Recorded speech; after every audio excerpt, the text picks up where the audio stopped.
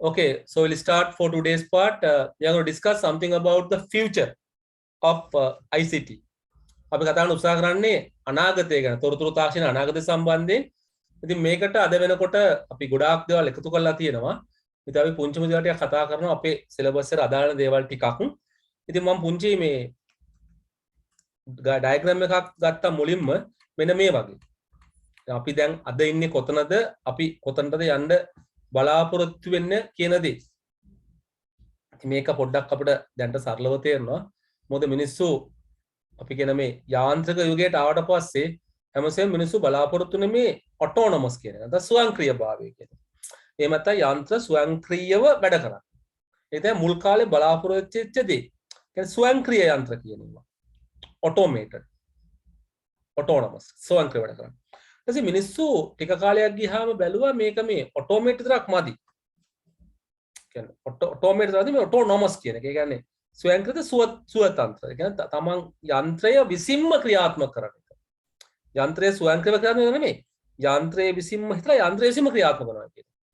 අනිත් තමයි මිනිස්සුන්ට අවශ්‍යනේ මේ අපි කතා කරන මේ බුද්ධිය කියන වචනේ.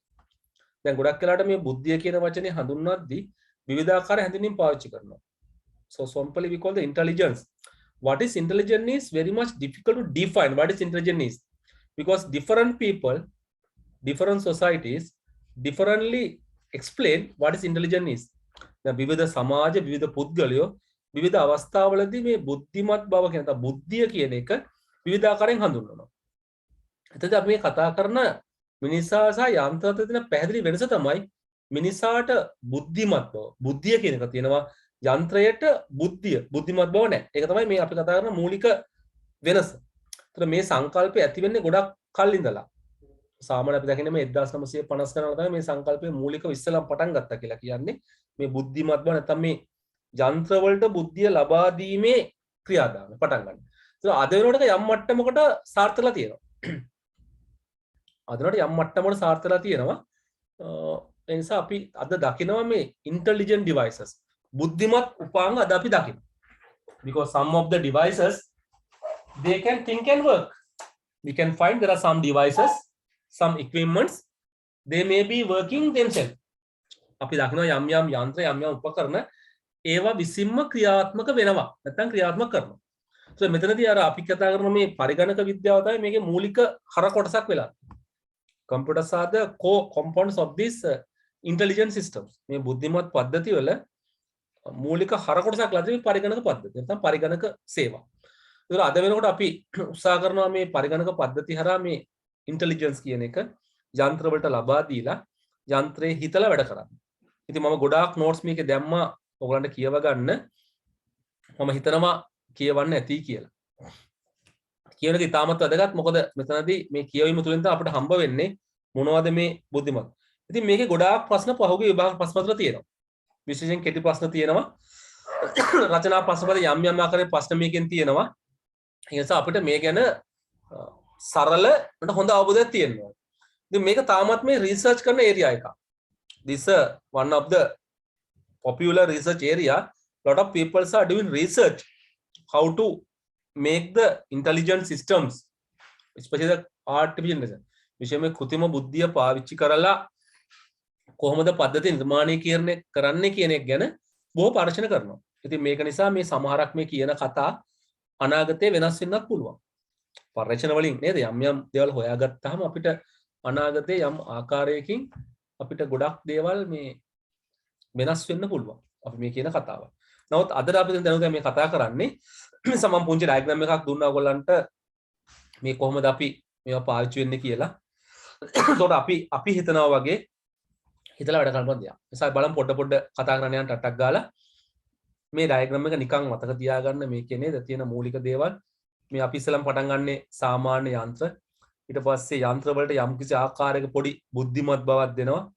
අපි කියවා මේ බුද්ධිමත් යන්ත්‍ර කියලා. ඒවා යම් ආකාරයක මේ පොඩි ක්‍රියාකාරකමක් කරා අපි ඊට පස්සේ හොයාගන්නවා මේ කෘත්‍රිම බුද්ධිය කියන සංකල්පය. ඒක අපි ඩෙවලොප් කරගෙන එනවා. ඒතර කෘත්‍රිම බුද්ධිය හරහා අපි යන්ත්‍ර වලට බුද්ධිමත් බවක් ලබා දෙන උත්සාහ කරන නිසා අපිට එනවා මේ මැෂින් ලර්නින් කියලා. යන්ත්‍රය ඉගෙන ගන්නවා. දැන් මිනිසා සතු ඒ විශේෂ හැකියාවන් තියෙනවානේ. අපිට ඉගෙන ගන්න පුළුවන්. අත්දැකීම් ලබා ගන්න පුළුවන්, දැනුම ලබා ගන්න ඉගෙන ගන්න පුළුවන්. So යන්ත්‍ර වලට දැන්ට තියෙන යන්ත්‍ර වලට we are giving some kind of artificial intelligence, so they work only with the given that intelligence. දැනට පුළුවන් ඒගොල්ලන්ට මේ දීපු බුද්ධිමත් බව පාවිච්චි කරලා වැඩ කරන්න. ඒගොල්ලන්ට අලුතෙන් බුද්ධිමත් බවක් ඇති කරගන්න තාම බෑ. They are not capable of learning. ඒගොල්ලන්ට ඉගෙන ගැනීමේ හැකියාව තාම නැහැ. ඒ නිසා අනාගතේ තමයි machine learning. ඒතර යන්ත්‍රයට ඉගෙන ගන්න පුළුවන්. ඒතර අපි නිර්මාණය කරන යන්ත්‍රයට වෙනස් දෙයක් කරන්න යන්න පුළුවන්. ඔය ඉගෙන ගන්න ඕනේ. අපිටත් එහෙමනේ. අපි විවිධාකාර ශේෂ්ත්‍ර ඉගෙන ගන්නවා. උදාහරණයක් අපි ළමයෙක් ගත්තොත් ළමයෙක් නේද? ළමයාත් ඉගෙනගෙන ඇවිල්ලා නේ එක්කෙනෙක් ඉංජිනේරුවෙක් වෙනවා, තව කෙනෙක් වෛද්‍යවරයෙක් වෙනවා, තව කෙනෙක් තව රැකියාවලට යනවානේ. ඒතර එකම මේ පවුලකින් ආවත්, එකම මේ පන්තියේ හිටියත්, එකම ඉස්කෝලේ හිටියත් ඒතර මේ ළමයි විවිධ ශේෂ්ත්‍ර මොකද ඒකට ඉගෙන ගැනීම කියන එක learning. So we have the ability of learning. දැන්ට තියෙන machine වලට මේ learning කියන ability එක නැහැ. They can't learn yet. They can work, they can perform something. මොකද යමක් කරන්න පුළුවන්. හැබැයි ඒගොල්ලන්ට මේ ඉගෙන ගැනීම ඉගෙනගෙන කරන්න තාම හැකියාවක් නැහැ. ඒ නිසා අපි අනාගතයේ බලපෑමද the machines which can learn. ඉගෙන ගැනීමේ හැකියාවෙන් යුතු මැෂින් හතරක් බලාපොරොත්තු වෙනවා. සමහර deep learning කියලා. ගැඹුරු අධ්‍යයනය. ඒතකොට ඊට පස්සේ අපිට කරන්න මොකද්ද? ඉගෙන ගැනීම අපි ගත්තොත් දැන් විද්‍යාඥයෝ ගත්තොත් නේ විවිධ ශාස්ත්‍ර වල කරනවානේ. එක ශාස්ත්‍රයක නෙමෙයිනේ. විවිධ. එතකොට අපි කියන මේ ගැඹුරු අධ්‍යයනයක් ලබන්න පුළුවන්. එතකොට අපිට මැෂින් එක කියන එක human වගේ තමයි. Then there may be no difference between machine and the human. එතනට අපි ආවොත්. તો දැන්ට අපි හදලා තියෙන මැෂින් ඔක්කොම අපි යම් කිසි ආකාරයක උපදේශ ටිකක් දීලා තියෙනවා. ඒ උපදේශ මත පිහිටලා එයා පාවිච්චි. අපේ ඉතින් මේ දැනුම් පාදකයක් තියෙනවා යාට. There's a knowledge base. ඒ දැනුම් පාදකෙන් ඒ දැනුම අරගෙන ඒවා යම් කිසි ආකාරයකට manipulate කළා. සකස් කළා එයා decision ගන්නවා, පුරෝකතන ඒ ඔක්කොම කරන්න පුළුවන්. But yet there's no capable of learning much. තාමත් මේ බොහෝ දේවල් ඉගෙන ගැනීමේ හැකියාව යන්ත්‍ර වලට නැහැ. අපිට වගේ. දැන් අපිට උදාහරණයක් අපි කියමු සරල උදාහරණයක් අපි දැන් අපි කියමු වෛද්‍යවරයෙක් කියලා. වෛද්‍යවරයෙකුට accounting subject ඉගෙන ගන්න පුළුවන් නේ. ඕන වෙලාවක ඉගෙන ගන්න පුළුවන්. කමුක accountant කෙනෙක් accountant කෙනා වෛද්‍ය විද්‍යාවේ බොහෝ දේ ඉගෙන ගන්න පුළුවන් නේ. අපි සරලව තුවාලයකට බෙහෙත් දාන්න, පොඩි ලෙඩකට බෙහෙතක් දෙන්න එයාට ඉගෙන ගන්න පුළුවන්. එහෙම බැරි කමක් නැහැ නේ. So we have the knowledge, we have the intelligence, we can learn. අපි ළඟ තුන දැනුම තියෙනවා, අපේ ළඟ බුද්ධිය තියෙනවා, අපිට ඉගෙන ගැනීම හැකියාව තියෙනවා. So අපිට ඉගෙනගෙන කරන්න පුළුවන්. අපි හැමෝම කරන්නේ ඒකනේ. දැන් සමහර පොල් දකින්න සමහර පුද්ගලයෝ ඒගොල්ලන්ගේ ශේෂ්ත්‍රය වෙනස් කරනවා. අවුරුදු 50 60 70 වෙනත් ඒගොල්ලෝ ශේෂ්ත්‍රය වෙනස් කරනවා. ඒගොල්ලෝ ඉන්න ශේෂ්ත්‍රය වෙනස් කරනවා. ඒකම සමහරට ඒගොල්ලෝ පටන් ගත්ත ශේෂ්ත්‍රයේම අද ඉන්නේ. වෙන තැනක ඉන්නේ. විෂය අපි කියනවා අපි ගත්ත දැන් අපි ගමුකෝ යුනිවර්සිටි එකක්. හිතන්න සයන්ස් ග්‍රැජුවේට්ලා කියලා. ඒගොල්ලන්ගේ බේසික් ඩිග්‍රී එක සයන්ස්. මොකක්ද සයන්ස්? මොකක්ද සයන්ස් සබ්ජෙක්ට් එක. හැබැයි අවසානයේ ඒගොල්ලෝ වැඩ කරන්නේ කම්පියුටර්ස් වල. කම්පියුටර් වල. කම්පියුටර් ප්‍රෝග්‍රෑමර්ස්ලා වෙලා. සිස්ටම් ඇනලිස්ට්ලා වෙලා. නෙට්වර්ක් ඇඩ්මිනිස්ට්‍රේටර්ලා. ඒගොල්ලන්ගේ මූලික උපාධිය ගත්ත දේ නෙමෙයි අද කරන්නේ. ඒගොල්ලෝ එතනින් වෙනස් වෙලා ඩීවියේට් වෙලා ඒගොල්ලෝ නේ නෙට්වර්ක් ඇඩ්මිනිස්ට්‍රේටර්ලා කම්පියුටර් ප්‍රෝග්‍රෑම් ඕනතරම් පුදුලින්. ඒ ලර්නින් කියන හැකියාව තුල. ඒක බුද්ධිය කියන එක පැත්තක්. ලර්නින් කියන එක තව පැත්තක්. හොඳින් තේරුම් ගන්න. The intelligence is one thing, learning is something else. But we believe that to learn, we should have intelligence. ඉගෙන ගැනීම සහ බුද්ධිය තියෙනවා. So intelligence will improve by learning. බුද්ධිය කියන එක වර්ධනය වෙන්නේ වැඩි දියුණු වෙන්නේ ඉගෙන ගැනීම.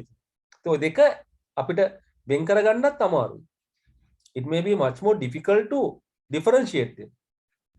What is intelligence, what is learning? It's a two sides of the coin. Coin එකේ දෙපැත්ත. ඒ පැත්ත නැත්නම් මේ පැත්ත. ඒ නිසා අපිට මේක ඉතින් ගොඩක් අමාරුයි අපිට ඉතාලම පැහැදිලිව කියන්න නේද? මොකද්ද මේකේ වෙන්නේ කියලා එකක් තමයි මේක තාම රිසර්ච් කරන ඒරියා ටිකක්. මේක රිසර්ච් කරන ඒරියා ටිකයි. ඉතින් අපිට නිසා සමහර දේවල් වලදී අපි පොඩි නේද? තැන් වල හිර වෙනවා. එකක් අපේ දැනුම අධිකම නේද? lack of our knowledge නේද? අපේ දැනුම අධිකම මොකද මේ රිසර්ච් කරන නිසා. ඒ නිසා අපි පොඩි දා කතාව දැන් විභාගයට ඕනේ අපි දෙන්න උත්සාහ කරන්නේ. ඒ ටික පොඩ්ඩක් අපි ගමු කොහොමද මේක කරන්න කියලා. So first I just talk about intelligence. මම මුලින්ම කියනවා මොකද්ද මේ බුද්ධිය කියන කියලා. හොඳින් මතක මේකට විවිධාකාරයේ හැඳින්වීම් තියෙනවා.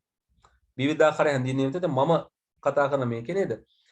in broadly intelligent is saying capacity of acquire knowledge and apply to achieve an outcome. අපි පුළුල්ව කියන්නේ බුද්ධිය කියන්නේ දැනුම ලබාගෙන ඒවා පාවිච්චි කරලා යම් කිසි ආකාර ප්‍රතිඵලයක් ලබා ගැනීම හැකියාව. මෙතනදී මේ ප්‍රතිඵලය ලබා ගන්න පාවිච්චි කරන අර අපි ලබා ගන්න තොරතුරු නැත්තම් දැනුම කියන එක. පළපුරුද්ද නෙමෙයි.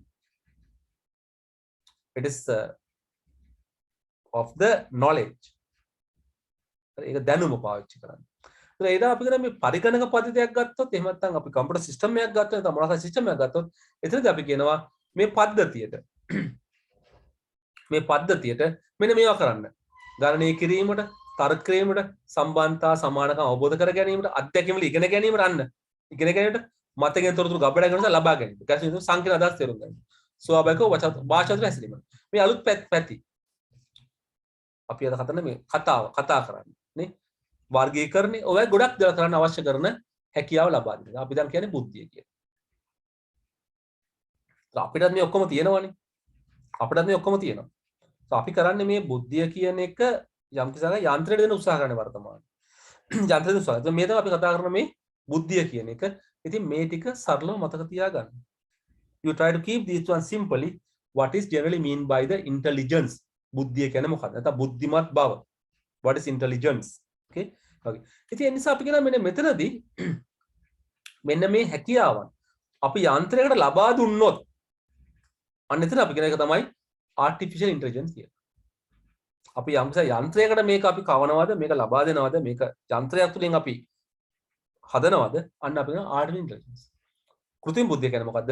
අපි මේ දේවල් කරන්න යන්ත්‍රයක් යම් ආකාරයකට සකස් කරගන්නවා. ඒතර යන්ත්‍රයට අපි මේ හැකියාවන් දුන්නොත් අන්න ඒකට අපි කියනවා artificial intelligence කෘත්‍රිම බුද්ධිය. කෘත්‍රිම බුද්ධිය සත්‍ය යන්ත්‍රයක් කියලා. අද මේවා හදලා තියෙනවා. අද මේවා ක්‍රියාත්මක වෙනවා. ඒක නිසා මේක අපි කියන්නේ මේ above එකක් නෙමෙයි. It is right now available. People are using them to make something. මිනිස්සු මේවා පාවිච්චි කරන නිසා අපිට මේ ගැන දැනුවත් වීමේ අවශ්‍යතාවයක් තියෙනවා. ඒකයි වැදගත් වෙන්නේ. ඉතින් බලන්න මේ බුද්ධිය කියන එක අපි විවිධාකාරයෙන් විස්තර කරනවා. බුද්ධිය අපි කියන මේක අල්ලන්න බෑ, දකින්න බෑ, පේන්නේ නැහැ. හැබැයි මේක තුලින් අපිට යම් යම් කරන්න පුළුවන්.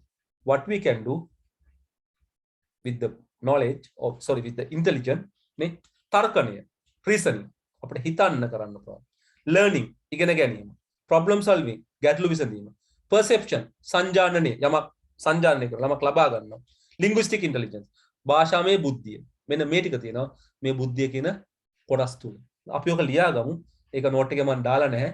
මෙන්න මේ කරුණු 5.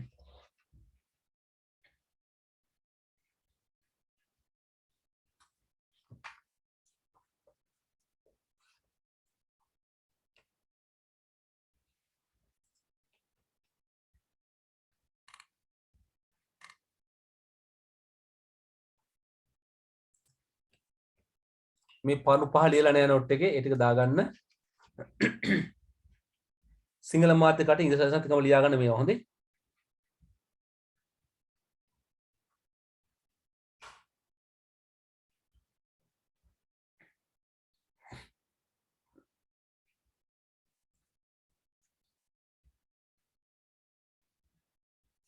තර්කණය තර්ක කිරීම වගේ රීසනින් කියන්නේ.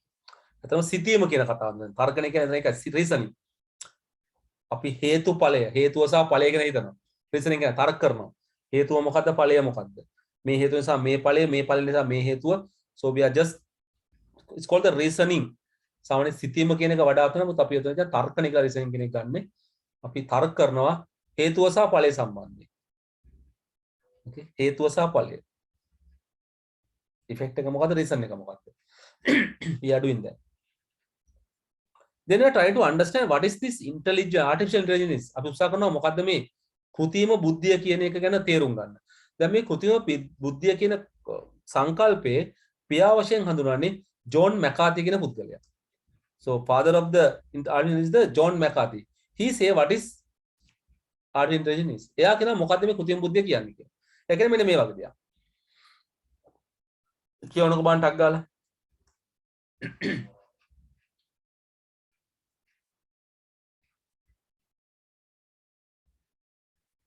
මේ තමයි AI වල පියා ජෝන් මැකාති කියන්නේ මොකද්ද මේ කෘතිම බුද්ධිය කියලා කියන්නේ. ඉතින් අපි මේක සරලව හඳුන්වනවා.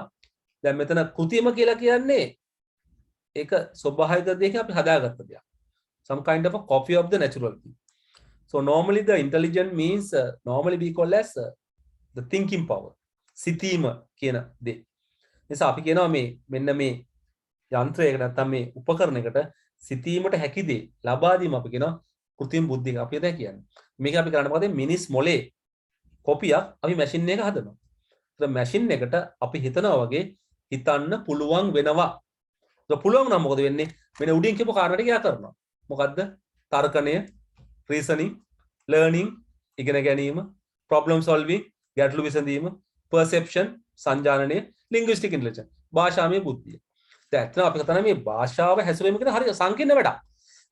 හිතන්න පුද්ගලයෙක්ට භාෂා දෙකක් තුනක් කතා කරන්න පුළුවන් කියන එක ඉතාම සංකීර්ණ වැඩක්. මේකයි පුංචි කාලේ ප්‍රැක්ටිස් කරන දෙයක් නේ. ඒ නිසා මිනිස්සුන්ට මේක විශේෂයි. දැන් අපි ගත්තොත් සත්ත්ව කොට්ටාස අතරේ මිනිසා බුද්ධිමත්ම සතා කියලා කියන්නේ ඒකනේ. අපිට භාෂාව හසුරවන්න පුළුවන්. දැන් අපි සරලව කිව්වොත් අපිට බල්ලෙක්ගේ කතා කරන්න පුළුවන් නේ. අපිට බල්ලන්ගේ භාෂාව තේරෙනවනේ. ඒ වගේ බල්ලට අපේ භාෂාව තේරෙනවනේ. ඒ වගේ අපිට වෙන සත්තු කතා කරන්න පුළුවන්. ඒතර අර බල්ලට වෙන සත්තු කතා කරන්න බෑනේ. But we can talk with different animals. දවලගේ අපි බලු භාෂාව දන්නවද කියලා හෙව්වොත් නේද අපි දන්නවා බලු භාෂාව නේ. අපි ගෙදර බල්ලෙක් කියනවනේ අපි වඳුරු අති කරන කන්නේ අලි අති කරන කටේ වань. අලියත් එක්ක යම් කිසි ආකාරයක එයා ඉන්ටරැක්ෂන් එකක් කරනවනේ. අලි භාෂාව කියලා කියන්නේ ඕකනේ. අලියත් එක්ක කතා බහ කරනවා. ගිරව මයින් වගේ සත්තු බලන්න. We can train them to talk also. ඒගොල්ලන්ට යම් කිසි බුද්ධියවත් බවක් තියෙනවනේ. මේ සත් හැබැයි අපිට ඉහළම බුද්ධියක් තියෙනවා. So අපි සත්තුන බුද්ධිය නැහැ කියන්න බෑනේ. They have their levels of knowledge. ඒ සතාට ඒ සතාගේ මට්ටමට තියෙනවා බුද්ධිය. අපි බල්ලෙක් ගත්තොත් ඒකනේ බල්ලට අපි සැර කරොත් බල්ලට අපි ගැහුවොත් නේද? ඒ බල්ලට බුද්ධිය නිසා බුද්ධිය නැහැ කියන්න බෑ. They have their own level of knowledge and the intelligence. ඒ වගේ මැෂින් එකකට අපි ගන්න මොකද මැෂින් එකට අපි ඒක තමයි මේ කෘතිම කිව්වේ එකයි. artificial. අපි කෘතිමව දෙනවා. දැන් මෙන්න මේ ටිකත් මම ලියලා නැහැ note එකේ. අපි ඒ ටික ලියාගමු. What is the artificial intelligence? අපි ලියාගමු කෘතිම බුද්ධිය මොකක්ද කියලා. note එක මෙතන තියලා තියෙනවා. ඒ ටික අපි ටක් ගාලා ලියාගමු. අවශ්‍ය භාෂාවෙන් ලියා ගන්න දෙකෙම ලියන්න ඕනේ නැහැ. You can note it down.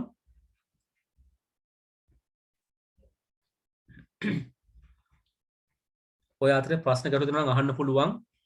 ගොඩාක්ම note එකේ දැම්මා කියව ගන්න. මේවැ knowledge එක ආයසරයක් ඕනේ අපිට දැනුම ඕනේ. then the power of remember අපිට මතක තියාගන්න සිද්ධ වෙනවා. අහන ප්‍රශ්න උත්තර ලියන්න.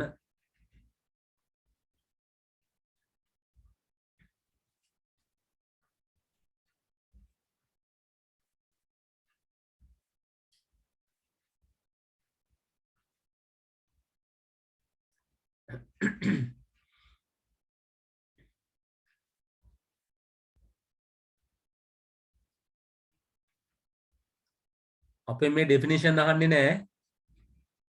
අපිට වඩා ප්‍රශ්න අහන්නේ විශේෂයෙන්ම ගොඩාක් තියෙන කෙටි ප්‍රශ්න පත්‍රය තුල ප්‍රශ්න දෙකක් අපිට සාමාන්‍යයෙන් හම්බ වෙනවා. හැබැයි පහුගිය අවුරුද්ද බැලුවොත් අපිට මේ ස්ට්‍රක්චර්ඩ් එකෙත් යම් යම් ආකාරයේ ප්‍රශ්න අහලා තියෙනවා. එසේ එකෙත් යම් යම් ආකාරයේ ප්‍රශ්න අහලා තියෙනවා. ප්‍රශ්නික පොඩි කොටසක් වශයෙන්. ප්‍රධාන ප්‍රශ්නයක අණු කොටසක් වශයෙන් මේවා දීලා තියෙනවා. මොකද ඔය දන්නවා දැන් සිලබස් එකේ අපිට පේපර් එකේ ප්‍රශ්න මිශ්‍ර කරනවානේ. එක ප්‍රශ්නයක ඒරියා දෙකක් තුනක් වань. අන්න ඒ වගේ තැනකදී මේකේ කොටසක් වශයෙන් දාලා තියෙනවා. නිසා අපිට මේකත් පොඩ්ඩක් අවශ්‍යයි.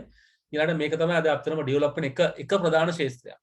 This is one of the area developed today. So that's why they are asking some questions from this. අන්තක මේක හැමතැනම සම්බන්ධතාවයකුත් තියෙනවා. අදිනකොට මේක සාර්ථකව යනවා ඉස්සරහ නිසා අපි මේක ගැන සරල අදහසක් තියාගන්න ඕනේ. සරල අදහසක්. ලොකුවට යන්න ඕනේ නැහැ. සරල අදහසක්.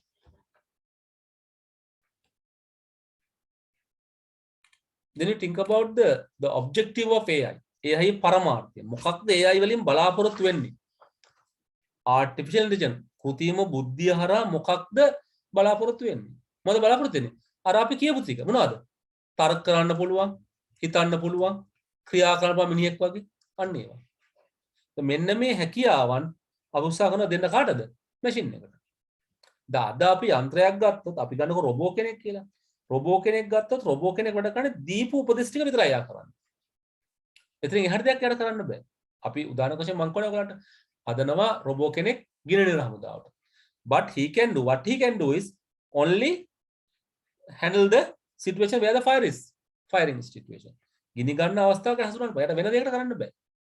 අපි මම හැමසොම අපි දැන් අපි සාමාන්‍ය සේවකයෙක් ගත්තොත් වැඩට අපි කියමු accountant කෙනෙක් ගත්තයි කියලා. ගෑනු කෙනෙක් ගත්තයි accountant කෙනෙක්. යට තේ හදන්න පුළුවන් ඔෆිස් එක අතු ගන්නත් පුළුවන්. හැබැයි අපි ඔෆිසර් ගන්නවා නම් රොබෝ කෙනෙක් තේ හදන රොබෝ කෙනෙක් යට තේ හදන්න බෑ. අතු ගන්න බෑ. මොකද ඒවා ට්‍රේන් කරන්න බෑ ඒක. අපිට වෙනස් කරන්න ඕනේ. නිසා මිනිස්සෙකුට අපේ දැනුම දීලා අපිට ලර්නින් ඉගෙන ගැනීම කියන එක තියෙනවා. so මේක ඒක නෑ. නිසා මේ කියන්නේ මේ දා objective. what's the objective? Where the machine can think, reason and work as a human. අන්න අපි හදන්නේ මේකයි. නිසා දැන් මේක දියුනේ නිසා අපිට මේ ගොඩක් පැති වලට යන්න පුළුවන්. ඒ නිසා අපි මේ කතා කරන මේ ආර්ටිෆිෂල් කෘත්‍රිම බුද්ධියේ විවිධ වර්ග පැති තියෙනවා. පැති ගොඩක් තියෙනවා. හරි? පැති ගොඩක් තියෙනවා. අපි මේ පැති දෙකක් ගැන කතා කරන්නේ. එකත් අපි කියනවා weak AI or narrow AI. දුර්වල AI. දුර්වල පැත්ත. එතන මෙතනින් කරන්නේ මොකද්ද? නිශ්චිත කාර්යයක් ඉටු කරනවා. එක කාර්යයක් කරනවා. අනිත් එක මොකද්ද? strong AI. නැත්නම් artificial general intelligence. අපුණ AGI කියන්නේ. ශක්තිමත්ය. කෘත්‍රිම සාමාන්‍ය බුද්ධිය. අන්න අපිට වැදගත් වෙන්නේ මෙතන. ඒක මොකද්ද? මානව සංජානන හැකියාවන්ගේ සාමාන්‍යකරණය කර ඇත. මෙන්න මේ බුද්ධිමත් පද්ධති වලට විසඳුමක් හොයලා දෙන්න පුළුවන්. හරි. ගොඩාක් අපි උත්සාහ කරන්නේ මෙන්න මේ මානව අපිට වගේ හැඟීම් දැනීම් ඇති පද්ධතිය නිර්මාණය කරන්න. මිනිස්සු එතනට යන්න උත්සාහ කරනවා. අපි හිතනවා වගේ හිතන අපි කරනවා වගේ කරන දෙයක් හදන්න. AI වල අවසාන පදේ එතන බලාපොරොත්තු වෙනවා. උඩින් කිව්වනේ. AI එක තමයි බලාපොරොත්තු මේක තමයි ඔබ්ජෙක්ටිව් එක. මිනිස්සු ලෙසින් සිද්ධිය හැකි මිනිස්සු ක්‍රියා කළ හැකි. අන්න ඒක තමයි මේ කතා කරන්නේ. ඒ නිසා මේක අපිට අවශ්‍ය මොකද්ද? මේ කියන ශක්තිමත් AI. තාම ඉතින් මේක 100ක් හරි ගිහිල්ලා නැහැ. 100ක් මේක හරි ගිහිල්ලා නැහැ. නමුත් අපි උත්සාහ කරනවා මේ දේවල් කරාගෙන යන්න. හරිද? ඉතින් මෙන්න මේකට මිනිස්සු මෙන්න මේවා නිර්මාණය කළා තියෙනවා. අපි තාම ඉන්නේ මේ කෘත්‍රිම පටු බුද්ධි ක්‍රමය තුල. මොකද මිනිස්සු මෙතනට එන්න බයක් තියෙනවා. අපි කියවුවොත් ආටිකල්ස් මේ AI ගැන so they are feared about making this artificial general intelligence. මොකද මේක හැදුවොත් මේ යන්ත්‍රයේ මිනිස්සයා වගේ. ඒතර මිනිස්සයා වගේ හිතලා අපේ මොනවද තියෙන හොඳ ලක්ෂණ? අපේ හොඳ ලක්ෂණ තියෙන්නේ. ඒ පැත්ත හරි. ඒ පැත්ත දිනුනොත් හරි. හැබැයි අපේ නරක ලක්ෂණ තියෙනවනේ. ඔය ඊර්ෂ්‍යාව වගේ ඒවා, ජෙලසිනස්. ඒතර මොකද වෙන්නේ? යන්ත්‍රයත් ඒක ආවොත් කිසියම් දවසක යන්ත්‍රයට ආවොත් ඊර්ෂ්‍යාවක් මිනිස්සයත් එක්ක what can happen? මිනිස්සයා ස්වභාවිකව දුර්වල සතෙක්. දුර්වලයි නේද? කියන්නේ අපි අපේ ලයිෆ් එක ශක්තිමත් නෑනේ. our life is not very strong. අපි ශක්තිමත් කට්ටියක් නෙමෙයි. අපිට හයියෙන් පාරක් වදිනොත් මොකද වෙන්නේ? කෑලි කඩලා යනවනේ. මේ වෙඩි පාරක් වදිනොත් මැරලා යනවනේ. ඔලුවට පාරක් වදිනොත් පිස්සු හැදෙනවනේ අපිට. We are not very strong. අපි ශක්තිමත් සතෙක් නෙමෙයි. අපි දුර්වල සතෙක්. the machine එක මොකද වෙන්නේ? if we create a machine, it's a very strong one. ඔයගොල්ලෝ සමහර science fiction දකින්නේ නේද? අර දියමන්ති මිනිස්සු අරෝමියෝ කියලා. diamond man අරෝමියෝ. so it is artificial human strong. ඒ ශක්තිමත්. යන්ත්‍රයේ ශක්තිමත්නේ. එතකොට මොකද වෙන්නේ? අපි නිකම්ම පරාද වෙනවා. නිසා මිනිස්සු මෙතනට එන්න මේ ශක්තිමත් AI පද්ධතිය නිර්මාණය කරන්න යම්කිසි ආකාරයක පොඩි බයක් තියෙනවා. They are feared of developing strong AI systems because they think that it can be a threat to the human. ඒක මිනිස්සෙන්ට තර්ජනයක් වෙයි කියන පොඩි බයක් තියෙනවා. ඒක ඇත්තකුත් තියෙනවනේ. මම අර කිව්වාගේ මිනිස්සයා කියන කෙනා ස්වභාවිකවම දුර්වල සතෙක් නේද? අපි සරලව ගත්තොත් අපි සරල දෙයක් ගත්තොත් අපි පාරේ සර්පයෙක් අපිට දැස්සුවොත් මොකද වෙන්නේ? අපිට මැරෙන්න පව පුළුවන්. බල්ලෙක් කපාගෙන අපිට තුවාල වෙනවනේ. ඒත් අපි මේ කරන රොබෝ ඒ වයින් වෙන්නේ නැහැ නේ. රොබෝ කියන්නේ අතනම මැෂින් එකක් නේ. යකඩනේ හදන්නේ ගොඩක් වෙලාට නේ. නැත්නම් ස්ට්‍රොං කිමිකල් වලින්. එතකොට ඒවා ඊට වඩා අර තත්ත්වවලට අපි ගත්තොත් දැන් පරිසර සාධකත් එහෙමනේ. අපි ගම් වතුරට හවුනොත් මැරෙනවා, ගිනි ගත්තොත් මැරෙනවා. ඔක්කොම අපිට හානි වෙනවනේ. We are not that strong. අපි කොච්චර දියුණුවයි කිව්වත් අපි ඒ පැත්තෙන් අපි දුර්වලයිනේ. අපේ ජීවිතය කියන එක, ලයිෆ් කියන එක අන්ස්ටේබල් නේ. ඒක මේ විශ්වාසදායක දෙයක් නෙවෙයි ලයිෆ් කියන එක. නිසා අපි එතනදී අපි නිසා අපි මේ කියන කතාව හොඳින් තේරුම් ගන්න. We are not that strong with the life. හරි? ඒ නිසා මේ කතා ටිකත් එක තමයි මේක අපි කතා කරන්නේ. ඒ නිසා මෙන්න මේ පැත්ත අපි දියුණු කරලා තියෙනවා. අපි ටග්ග ලයිස්තුව ලියාගමුකෝ. නෝට් එකේ මේ ලයිස්තුව දාලා නැහැ. ලයිස්තුව කරුණාකරලා සිංහල මාධ්‍ය කට ඉංග්‍රීසිත් එක්කම ලියා ගන්න නේ. සර්චින් ටෙක්නික්ස් සෙවුම් විධික්‍රම. ඔයාලා දන්නවනේ දැන් මේ විශේෂම අන්තර්ජාලය වගේ තැනක ඔයාලන්ට විවිධාකාරයේ සෙවුම් උපක්‍රම දානවා. එක්ස්පර්ට් සිස්ටම්ස් මම මේ ගැන කිව්වා සිස්ටම් පාඩමේ යටතේ නිපුණ පද්ධති ප්‍රවීණ පද්ධති. නැත්නම් නිපුණ පද්ධති කියලා. නැත්නම් ප්‍රවීණ පද්ධති. නැත්නම් විශේෂඥ පද්ධති එකක් කියනවා මේවට සමහර අවස්ථාවල. So it use some of the knowledge base of experts, then we make some decisions using some inference engine. අපි අනුමාන එන්ජිමක් පාවිච්චි කරලා පුද්ගලින්ගේ දැනුම විශේෂඥ දැනුම් පාදකයක් පාවිච්චිලා ඒ පාදකයෙන් ඒ වර්ගන අර inference engine අනුමාන එන්ජිමෙන් ඒවා සකස් කරලා අපි දැන් පුරෝකතන කරන නම් පිළිතුරු දෙනවා. විශේෂයෙන්ම ඔය කියන්නේ මේ වෛද්‍ය විෂය පද්ධති වගේ දේවල් තියෙනවා. අපිට බොහෝ තේරුම් ගන්න පුළුවන්. natural language processing ස්වාභාවික භාෂා සැකසුම. ඒක ඉතාමත් වැදගත්. නේද?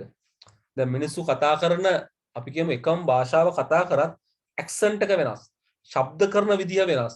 සමහරට අපි වුණත් නේ භාෂාව හසුන විදිහනේ. ඒ නිසා මේවත් තේරුම් ගන්න පුරුදු කරන්න. Now we have the machines which can recognize the voice. අපිට අද වෙනකොට කටහඬ තේරුම් ගන්න පුළුවන් යන්ත්‍ර තියෙනවා. අපි කියන එක speech recognition. කතන සංජානනය. speech recognition. කටහඬ තේරුම් ගන්න පුළුවන්. කටහඬ තේරුම් ගත්තට වැඩක් වෙන්නේ නැහැ මේ ස්වාභාවික භාෂාව තේරුම් ගන්න බෑ. මම අර මුලින්ගේ සත්තුත් එක කතා කරන්නේ එහෙමයි. නේ අපිට දැන් අපි කොච්චරකවත් අපිට බලු භාෂාව තේරෙනවනේ නේ. බල්ලොත් එක්ක ඉන්න කට්ටියට බලු භාෂාව තේරෙනවනේ. අලියොත් එක්ක ඉන්න කට්ටියට අලි භාෂාව තේරෙනවනේ. හැබැයි ඉතින් එක මනුස්සයෙක් මේ දෙකම තේරෙන එක ටිකක් නේද? ප්‍රශ්නයක් නේ. ඒ නිසා අපිට යම් කිසි ආකාරයක මැෂින් එකක් හදන්න පුළුවන් මේ සත්තුන්ගේ භාෂාව තේරුම් ගන්න. Then we can talk with the animals. ඒක අපිට සත්තුත් එක්ක කතා කරන්න පුළුවන්. අපි දැන්ටමත් යම් යම් ඒවා කරනවා. But you can do that. Then the computer vision and scene recognition. පරිගණක දැක්මස දර්ශන හඳුනා ගැනීම. ඒකත් ඉතාම වැදගත්. මේ දර්ශන හඳුනා ගැනීම. විශේෂයෙන් අපි කියන මේ යම් යම් සිදුවීම් වලදී අපිට ඒවා පාදක කරගෙන තීරණ ගන්න පුළුවන්. දැන්ටමත් අපිම දිනුනොයි. දැන්ටමත් අපි දන්නවා දැන් ඔයගොල්ලෝ ගත්තොත් දැන් ඔය face recognition system එක දැන්ටම තියෙනවනේ නේද? face එක දැන්ටම තියෙනවා. face recognition අපිට ඒ වහර යම් යම් කරන්න පුළුවන්. so මනුස්සයට වඩා පරිගණකයේ වාසිදායකනේ වේගය. නිරවදතාවය. දැන් මනුස්සයර මේ ඔක්කොම කරන්න පුළුවන්. හැබැයි සමහරට අපි අර ප්‍රමාදයි. නැත්නම් අපිට වැඩිපුර කාලයක් ගත වෙනවා. ඊට පස්සේ අපි බයස් අපි එක පැත්තට බරයි නේද? එක එක දර්ශන අපි එක පැත්තට බරයි. නමුත් කම්පියුටර් එහෙම වෙන්නේ නැහැ. හැබැයි ඉතින් ආයසරයක් අපි මේ කියන knowledge එක සහ artificial බුද්ධිය කෘත්‍රිම බුද්ධිය දුන්නාට පස්සේ අපි දන්නේ නැහැ මොනවා වේද කියලා. we have something. then machine learning යන්ත්‍ර ඉගෙන ගැනීම. මේක අපි කරන්න උත්සාහ කරන්නේ. අපි ඉගෙන ගන්න යන්ත්‍ර ඉගෙන ගන්න දෙනවා. then there is a new area called neural networks. ස්නායු ජාල. ස්නායු ජාල කියන්නේ අපේ මේ මොළයේ වැඩ කරන ක්‍රමයක් තියෙනවා. අපේ නියුරෝන කියලා. අපේ මොළය ඇතුලේ ස්නායු තියෙනවානේ ඒවා හිතනවා නියුරෝන කියලා. නියුරෝන ක්‍රියා කරන විදිහක් තියෙනවා. ක්‍රියා කරන විදියක්. ඒ නිසා අපි උත්සාහ කරනවා මේ නියුරෝන ක්‍රියා කරන ක්‍රමයට සමාන ක්‍රමයකට යන්ත්‍රයේ ක්‍රියාත්මක කරන හදන්න. අද ඔයගොල්ලෝ දන්නවා අද වැඩ කරන්නේ මේ මයික්‍රෝප්‍රොසෙසරයක් නේ. ඒකේ මෙමරි තියෙනවා ආරම්භන කැලේ එකතු කරන්න කරන්නේ වැඩ කරන්නේ. Today computers are working with the microprocessors. It has some memories, lot of things are there. No? ICs, transistors, resistors, logic gate, lot of things are there. හැබැයි අනාගත අපි කියන්නේ how it work like our brain cells. මොලේ සෛලව වැඩ කරන්නේ. It is the neurons. හරි? ඒ වැඩ කරලා අපි මේ උත්සාහ කරන වැඩ කරන්නේ. ඒසයි ඒතකොට අපි කියන neural network කියලා. ඉතින් අද මේවා නිර්මාණය වෙමින් පවතිනවා. සාර්ථකව නැති වුණත් නිර්මාණය පවතිනවා. සමහරව සාර්ථකයි. then genetic algorithms ප්‍රවේණික නැත්නම් ජාන ඇල්ගොරිතම්. ඔයාලා ජාන විද්‍යාව කරන කොට හඳුනන්නේ. දැන් අපි මව සහ පියාගේ ලක්ෂණ ළමයාට එනවා. එහෙම යනවනේ මේ પરම්පරා හැදෙනවනේ නේ. අලුතෙන් ජාන නිර්මාණය වෙනවා. අන්න ඒකත් අපි උත්සාහ කරනවා පරිගණක ආශ්‍රයෙන් නිර්මාණය කරන්න. පරිගණක නිර්මාණය කරන්න. ඒතර අලුත් ඒවා හැදෙනවා. දැන් අපි මිනිස්සුත් නේද? පරිසරය තුන වෙනස් වෙ යනවනේ. අම්මයි තාත්තා එකතු වෙලා ළමයාගේ ජානනේ අම්මා තාත්තා එන්නේ. So that is something like. Then finally we go fuzzy logic. මේකත් අපි කතා කරන්නේ මේ අපිට අපි තීරණ ගන්නකොට අපිට පැහැදිලි නෑනේ. අපි තීරණ ගන්න කොහොමද කියන්නේ? So there are so many ways to make the decisions. එන අපි කියන දේ අපැහැදිලි තාර්කික පද්ධති කියලා. මේවා තමයි නිර්මාණය කරන්නේ. ෆසි ලොජික් අද පාවිච්චි කරනවා. මේ ඔක්කොම පාවිච්චි කරන ඒවා වර්තමානයේ තියෙන ඒවා. යම් යම් මට්ටමකින් දියුණු සහ මට්ටමකින් අපිම පාවිච්චි කරනවා. හරි අපි ලයිස්ට් උඩ ගා ලියාගමු දෙනවා. ඒ ලයිස්ට් එක මම දාලා නැහැ. දැන්ට හදලා තියෙන ඒවා. මෙතන ක්‍රියාත්මක වෙනවා. මෙතන පාවිච්චි කරනවා. මිනිස්සු මේ ප්‍රයෝජන ගන්නවා.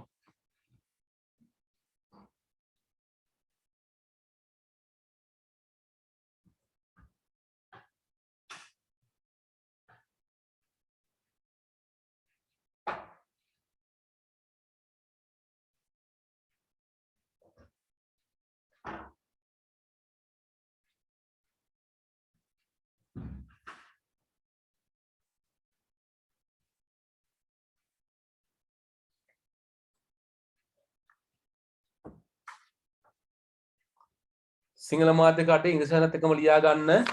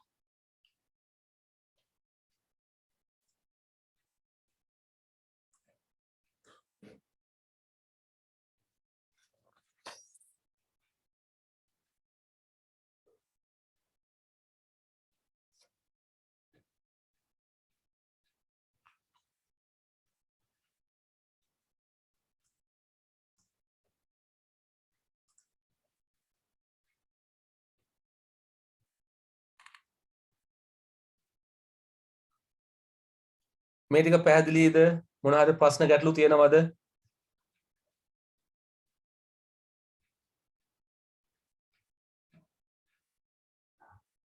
ඇත්තට මේක ටිකක් කියන්නේ අලුත් දෙයක්. මොකද මම අර මුලින්ම කිව්වා බුද්ධිය කියන එක අපි දන්නේ මොකද්ද බුද්ධිය කියලා පැහැදිලිවම. ඉතින් බුද්ධිය කියන එක නොදන්න අපිට කොහොමද අපි හරියටම මේ ආටිෆිෂල් ඉන්ටෙලිජන්ස් කෘත්‍රිම බුද්ධිය ගැන කතා කරන ප්‍රශ්නකුත් තියෙනවනේ. Okay. So right now we have no very clear idea about the intelligence. Without knowing intelligence properly, how can you talk about the artificial intelligence? නේද? අපිට කෘත්‍රිම බුද්ධිය ගැනත් හොඳ අවබෝධයක් නැතුව අපි ඇත්තෙන්ම කොහොමද මේ කෘත්‍රිම බුද්ධිය ගැන බුද්ධිය ගැන දන්නේ නැති අපි. නමුත් ඉතින් මේවා අපි නිර්මාණය කරලා තියෙනවා. මොකද අපි දැන්ට දන්න ඒ දැනුම තුල දැන්ට අපි විශ්වාසය තුල අපි බුද්ධිය කියලා විශ්වාස කරන්නේ මෙන්න මේක කියලා අපි දන්න නිසා ඒකත් එක්ක මේ අපි කතා කරනවා. අනාගතයේ තව කෙනෙක් කිව්වොත් බුද්ධිය ඔක නෙමෙයි වෙන්නේ මේකයි කියලා අපි ඒකට හදයි. But right now these are successful systems. වර්තමානයේ මේවා සාර්ථක පද්ධති. දැන් සෙවුම් උපක්‍රම ඔයගොල්ලෝ බලන්න. ඔයගොල්ලෝ දැන් විශේෂයෙන්ම ඔයගොල්ලෝ ගත්තොත් ඉන්ටර්නෙට් එක සර්චින් කරනවනේ සර්ච් කරනවනේ. කොච්චර සාර්ථකව සර්ච් කරනවද බලන්න ඔයගොල්ලන්ට. You can do many different searching techniques. It is very successful. අද වෙනකොට හදලා තියෙනවා මේ නිපුණ පද්ධති expert system where it give results more than accurately to human. මිනිස්සුන්ට වඩා සාර්ථක උත්තර දෙනවා ඒක. මිනිස්සුන්ට වඩා. එකක් වේගය. දැන් අපි විශේෂයෙන් අපි දැන් සිස්ටම් ගැන කතා කරනවා අපි සරලව කතා කරන්නේ මේ පුද්ගලයාට ණයක් ලබා දීමේ. අපි කරුණු සලකා බලන්න ඕනේ. අපි දැන් human expert කෙනෙක් ගත්තොත් he is biased towards the emotions and feelings. අපි මිනිස් පුද්ගලයෙක් ගත්තොත් මේ ණය දීම සම්බන්ධයෙන් තීරණයක් ගන්න එයාගේ හැඟීම් වලට ඉඩ දෙනවා. හැබැයි මේ කම්පියුටර් සිස්ටම් එකේ හැඟීම් ගැන දන්නේ නැහැ. එයාට වඩා එයා බලන්නේ ලොජික්ස් ටික විතරයි. It take logics and give the answer. දෙතරදී වෛද්‍ය ක්‍රමයකදී මේක ටිකක් අසාර්ථක වෙන්න පුළුවන්. If you look at the medical diagnosis system, it can be not that successful. දැන් අපි කතා කරනනේ රෝගියෙක්ගේ රෝග විනිශ්චය ගැන කතා කරද්දී වෛද්‍යවරයාගේ එම්පති කියන එක. නේද? එයා ලෙඩා සම්බන්ධ දක්වන අනුකම්පාවත් එක්ක අපිට යම්කිසි ප්‍රතිඵලයක් ලබනවා. අනුකම්පාවත් එක්ක එම්පති. හැබැයි මේ එක්ස්පර්ට් සිස්ටම් එකක් ගත්තොත් කම්පියුටර් සිස්ටම් එකක් ගත්තොත් අනුකම්පාව ගැන හිතන්නේ නැහැ. That's why we said that we are going to make the machine which work as a human. අපි උත්සාහ කරන්නේ මැෂින් එකත් මිනිස්සුයව වැඩ කරන්න. අර එම්පති කියන එක. අනුකම්පාව කියන එක දෙන්න. අන්තිම 16ක් මිනිස්සුන්ට අතන ප්‍රශ්නයක් ජෙලසි කියන එක ආවොත්. ඊර්ෂ්‍යාව කියනකොට මොකද වෙන්නේ? ප්‍රශ්නේ අපිට ආවේග කියලා කියන තරහ යනවා වගේ දෙයක්. ඇන්ග්‍රි කියන එක මොකද වෙන්නේ? අපි සමහරට මිනිහට ගහන්න හිතනවනේ ඇන්ග්‍රි නේද? ගහන්න හිතනවනේ. හැබැයි අපි ආයසර එක පාලනය වෙනවනේ. මැෂින් එකට හිතුනොත් ගහන්න මොකද වෙන්නේ? අපි දැන් තරහ කියලා ගහන මිනිස්සුන්ට සමහරටනේ අපි ගහුවම ඉතින් නේද? බෙල්ල කඩලා යන ගහන්නේ නැහනේ අපි. එහෙම ගහන්නත් අපිට අමාරුයිනේ. හැබැයි මැෂින් එක මොකද වෙන්නේ? it is strong නේ human ට වඩා. හිතුනා මැෂින් එකට ගහන්න බෙල්ල කඩලා යන්න. ගහන බෙල්ල කඩලා යන්න. අපි ඉතින් කටින් කොට බෙල්ල කඩන එක කරන්න බෑනේ නේද? නේද? ඒක එන්නේ ඒක නිසා මේ අපි කිව්ව එකයි දැන් අපිට පටු එකේ ඉන්නේ එකයි. we are with the narrow one because of these things. හරිද? මේ ඔක්කොම තේතනත් එක්ක. පොඩ ඉස්සරහට යම්. මෙතන ලියාගත්ත නේද?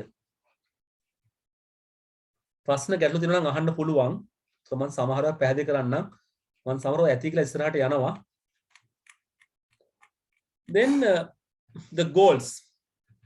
AI බලාපොරොත්තුව මොකක්ද? AI බලාපොරොත්තු වෙන්නේ මෙන්න මේ දෙක. මොකද මුලින් බලාපොරොත්තුව create expert system. නිපුණ පද්ධති නිර්මාණය කිරීම. කියන්නේ මිනිස්සුયો වගේ නේද? බුද්ධිමත් හැසිරීමක් තියෙන යන්ත්‍ර නිර්මාණය මේක එක අදහසක්. ඊට පස්සේ අපි මේ ළඟ තමයි මේ මැෂින් එකට බුද්ධිය දෙන්නේ. ඔන්න ඔය දැන් මේ මූලික බලාපොරොත්තු. ඒතර අද මේවා අපි නිර්මාණය කරනවා මෙන්න මේ තැන්වල. ගේමින්, පළගෙන ක්‍රීඩා විශේෂයෙන්. නේ? ඊට පස්සේ මේ භාෂා හැසිරවීම. භාෂා හැසිරවීම. දැන් ගොඩක් ලාට ඕගොල්ලෝ අද වෙනකොට ඕගොල්ලෝ ගියොත් දැන් විශේෂයෙන්ම දැන් ATM මැෂින් එකකට ගියොත් ඕගොල්ලන්ට ATM මැෂින් එකේ කාඩ් එක දාපුවම උපදෙස් ස්වයංක්‍රීයව කියන පහසුකම් තියෙනවා. දැන් අපි සාමාන්‍යයෙන් යන්ත්‍රයට දාපුවම ATM කාඩ් එක අපිට ස්ක්‍රීන් එකේ පෙන්නන්නේ. හැබැයි අද සමහර ATM යන්ත්‍ර ඒක තුල කතා කිරීමේ හැකියාවෙන් යුක්තයි. දැන් ඔයගොල්ලෝ ගන්න ඔයගොල්ලෝ දැන් සරලම දේ මම කියන ඔයගොල්ලෝ දන්න ඔයගොල්ලෝ දැන් ෆෝන් එකේ බැලන්ස් එක අහපුවම මොකද කියන්නේ? ෆෝන් එකේ බැලන්ස් එක වොයිස් වලින් කියනවනේ. දැන් ඉස්සරම SMS එකෙන් විතරයි. නමුත් දැන් ඒක වොයිස් එකෙන් කියනවා. ඔබගේ ගිණුමේ ශේෂය එහෙම කියනවනේ. your account balance is තාමත් අපිට දැනෙනවා මේක કૃතිම බවක් නේ. තකරන් සද්දයන් අපිට ඇහෙන්නේ. but they are doing that language processing. ඒගොල්ලෝ language processing කරනවා. සමහරට අපි දැන් සමහර සිස්ටම් වල දත දුන්නාම එයා අපිට වෙරිෆිකේෂන් එකක් කරනවා. වොයිස් වලින්ම වෙරිෆිකේෂන් කරනවා. ඔබ ඇතුළත් කරන ලද දුරකථන අංකය වන්නේ කියලා කියනවා. මේ බලන්න ඕගොල්ලෝ දැන්. so these are little bit of AI systems. අපි නොදැනුවත් ඒවා පාවිච්චි කරනවා. නොදැනුවත් පාවිච්චි කරනවා. එස අපිට මේවත් එක කරගන්න. so now expert system, basic expert system are especially in the medical sciences.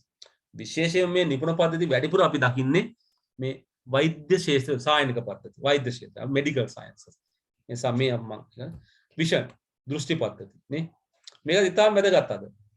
අපිට මේ දර්ශනය කියන එක. මොකද අපි මිනිස්සයා වැඩ කරන එකත් තමයි අපි පංචේන්ද්‍රිය අපි කරන්නේ. ඇස කන දිව නාසය ස්පර්ශයෙන් ශරීරය.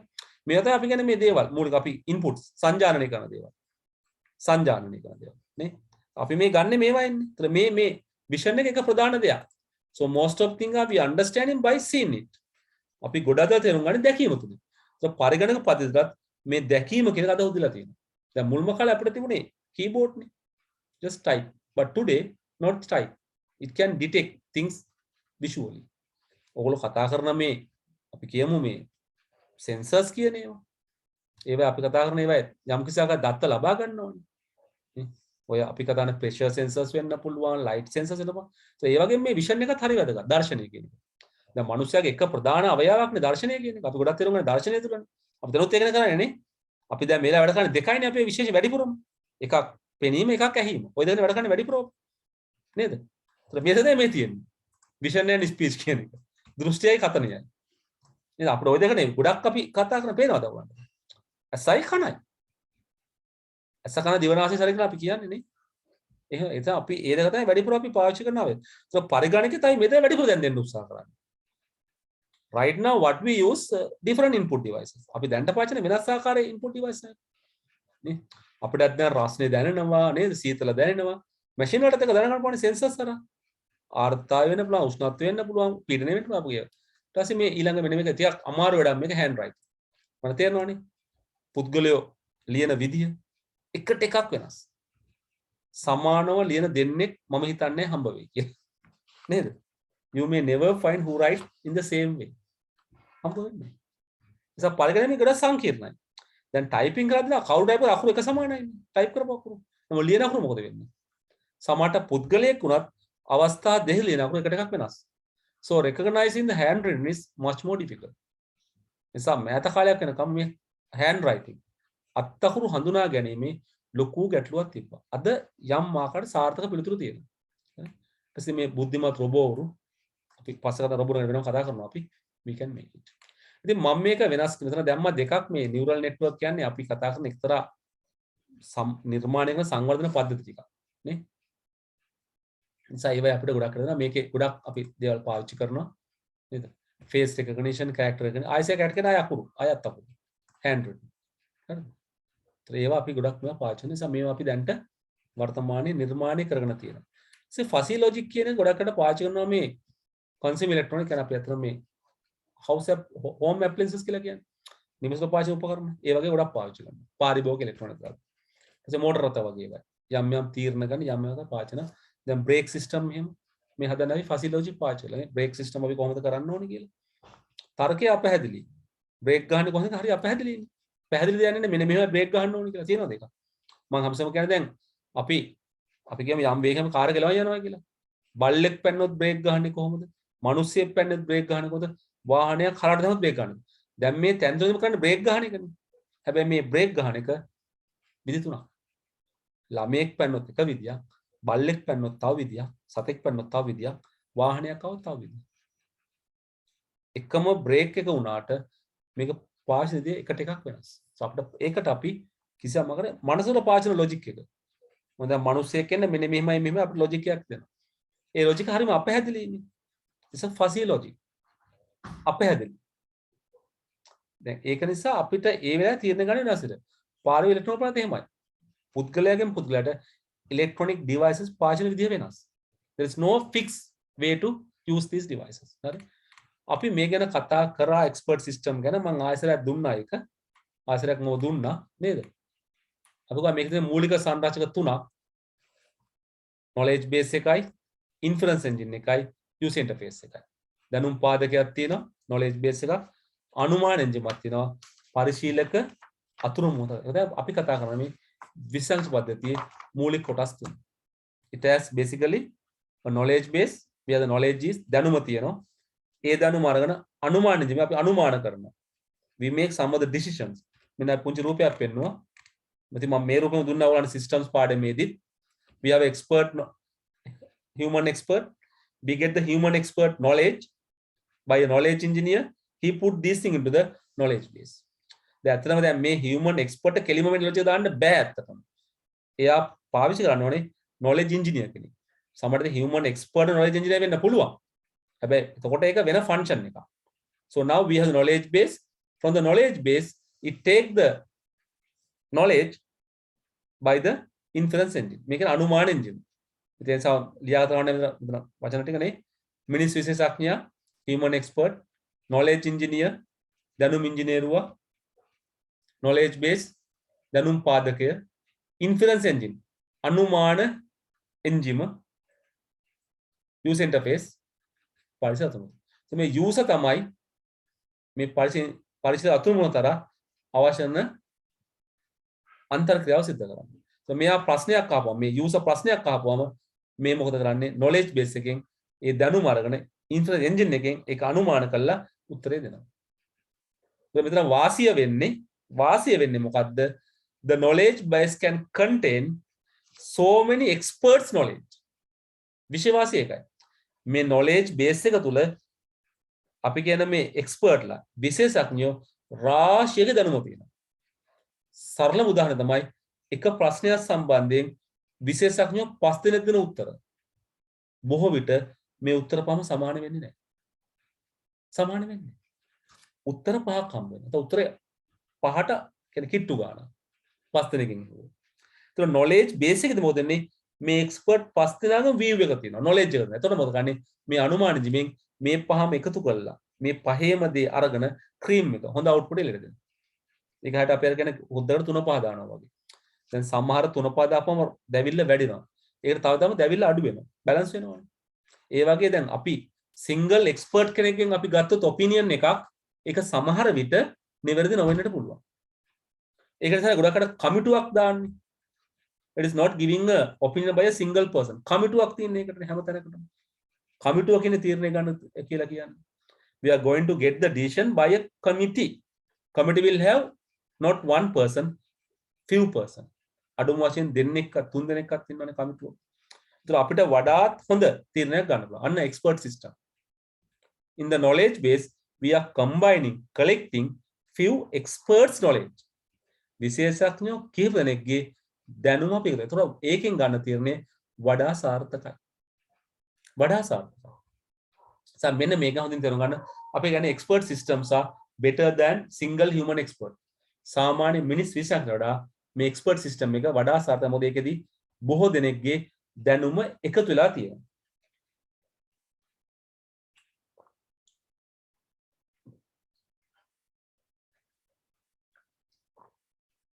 ඒ වගේම මේක තුල අපිට අර විවිධාකාර දැනුම් පාදක පාවිච්චි කරන්න පුළුවන්.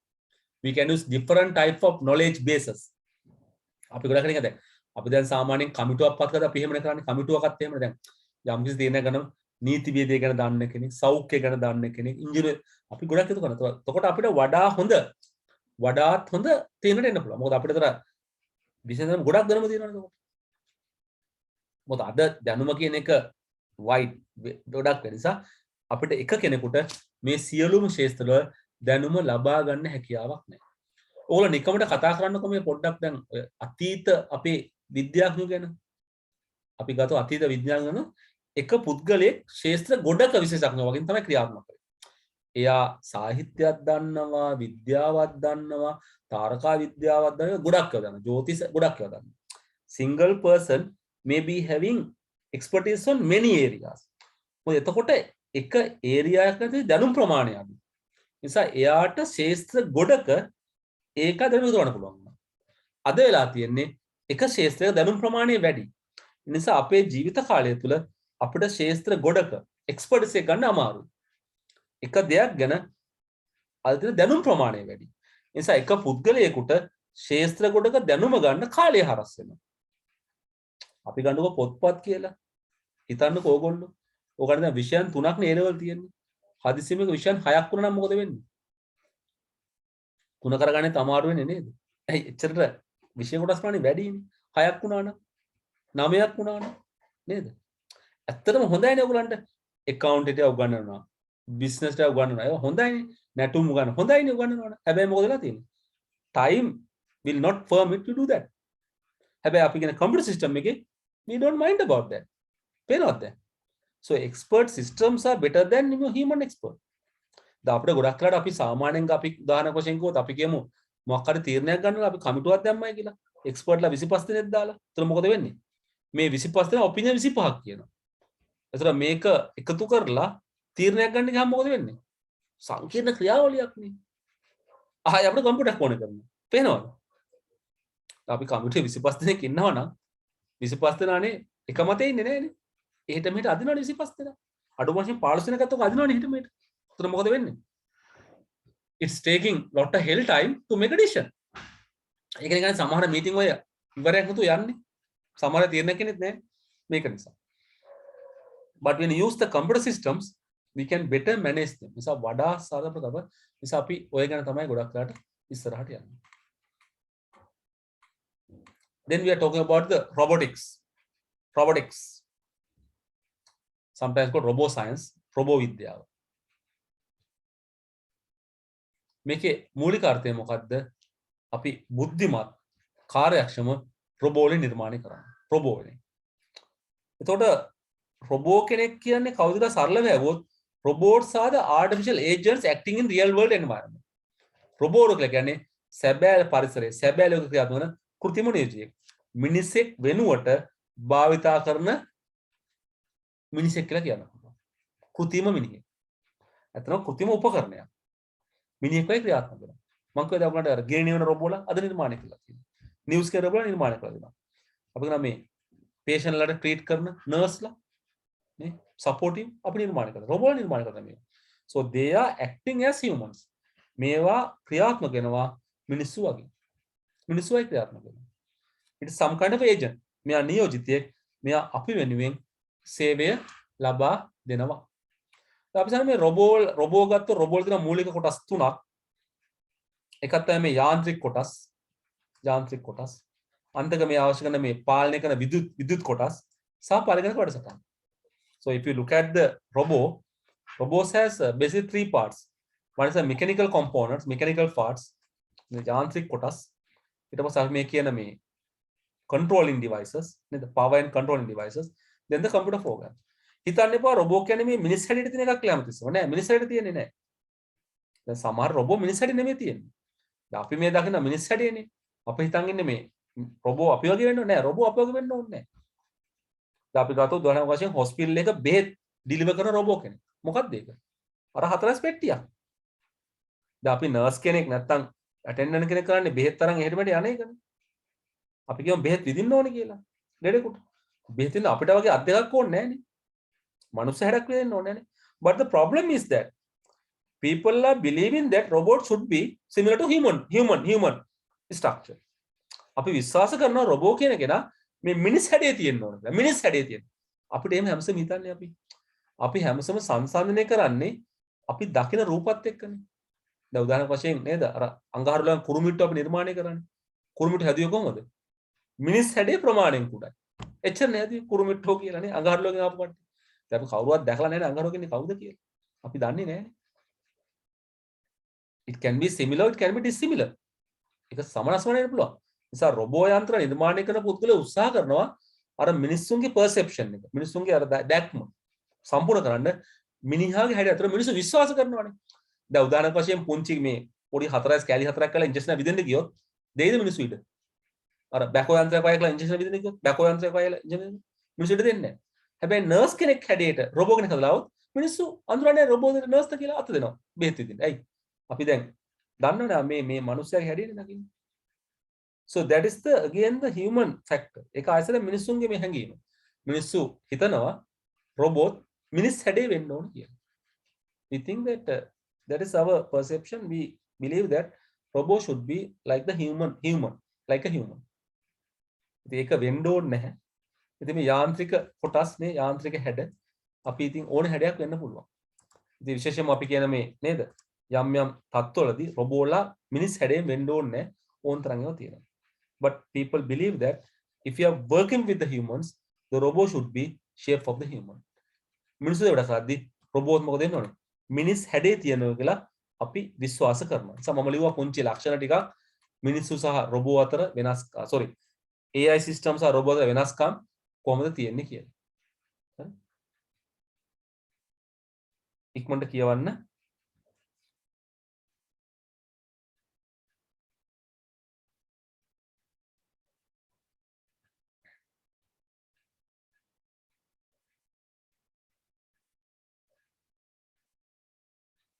robot අභ්‍යන්තරේ AI systems තියෙන්න පුළුවන්. Inside the robot system we can have AI programs.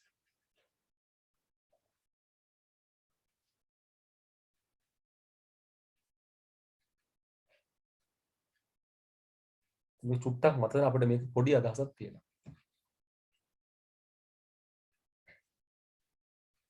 මේ ඔක්කොම නෝට් එකේ නිසා මේවා ලියා ගන්න නෝට් එකේ තියෙනවා මේ නිසා ලියා ගන්න ඕනේ නැහැ නෝට් එකේ තියෙනවා.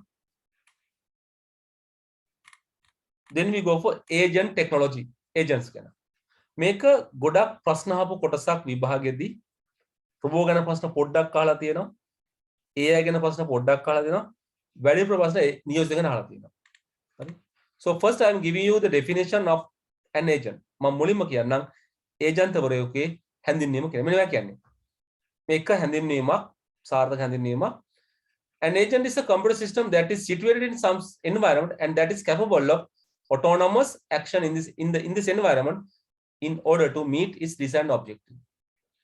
කිසියම් පරිසරයක සිටමින් ඒ නිර්මාණය කරන අරමුණු සාක්ෂාත් වන අන්දමින් එම පරිසරය තුළ ස්වයංක්‍රීයව autonomous ස්වයංක්‍රීයව ක්‍රියාත්මක වීමේ හැකියාවක් සහිත පරිගණක පද්ධතියක් නියෝජනයෙන් හැඳින්වෙන්නේ. It is a some kind of computer system. It act autonomous. එයා ස්වයංක්‍රීයව ක්‍රියාත්මක වෙනවා. නිසා මේ හැඳින්වීම ලියලා නැහැ නෝට් එකේ. ඒ හැඳින්වීම ලියා ගමු. තමන්ට අවශ්‍ය භාෂාවෙන් ලියා ගන්න.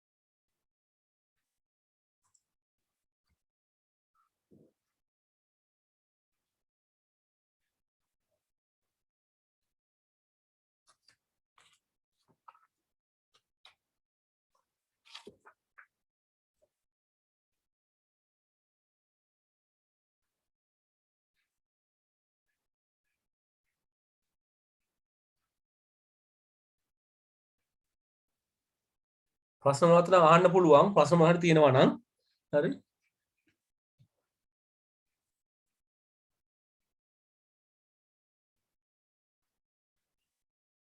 ඔය පොඩ්ඩක් ගිහලා බලන්න දැන් රොබෝ හැඳින්වීම. රොබෝ කියන්නේ යම් ආකාරයක නියෝජිතයෙක්.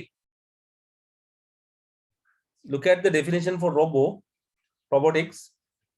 Robotics are again some kind of a agent. යම් ආකාරයක agent කෙනෙක්. හරිද? යම් ආකාරයක agent කෙනෙක්. ඉතින් මම පොඩි වැඩිපුර දෙයක් මෙතන ලිව්වා මේ නියෝජිතයෙක් කොහොමද ක්‍රියාත්මක වෙන්නේ කියලා. මේක මේ රූපසරණේ මම දීලා තිනවා මේක. රොබෝ ක්‍රියාත්මක මේ ඒජන්ට් එක ක්‍රියාත්මක වෙන විදිය.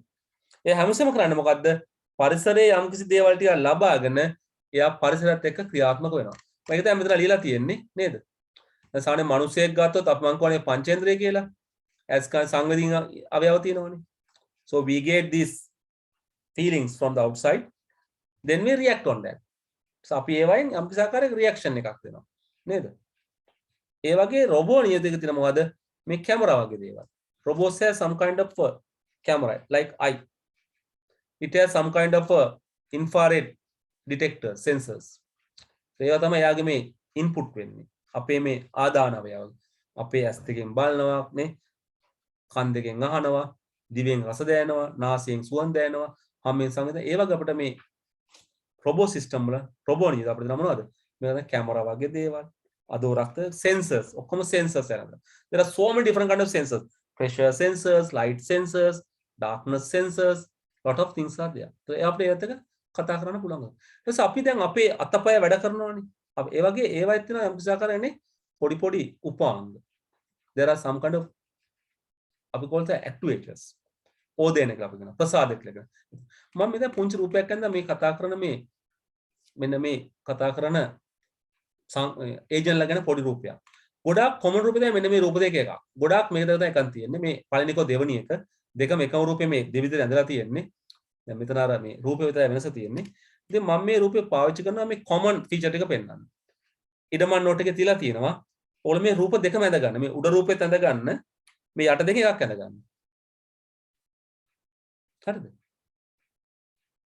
උඩ රූපේ අනිවාර්යෙන් ඇඳ ගන්න. ඒක තමයි අපි කොමන් ඒජන්ට්ලාගේ කොමන් පික්චර් එක. ඒක පොඩ්ඩක් අපි සිම්ප්ලිෆයි කරලා දෙනවා යට රූපේ. එකම රූපේ තියෙන්නේ. පොඩ්ඩක් අපි පොඩි වෙනසක් කරලා තියෙනවා. හරි. එකම රූපේ තියෙන්නේ අර ආකාර ආකෘති දෙකකට විභාග කොමන්ලි අපිට ගොඩක් එහෙම යට රූපේ. උඩ එක තමයි අපි දකින අර ගොඩක් يعني ස්ට්‍රක්චරලි ඩිසයින් එක. ඔය පොඩ්ඩක් ඇඳගමු අපි. නෝට් එකේ ප්‍රශ්න පිට තියලා තිනවා ඔයගලන්ට. ඒක ඇඳ ගන්න පුළුවන්.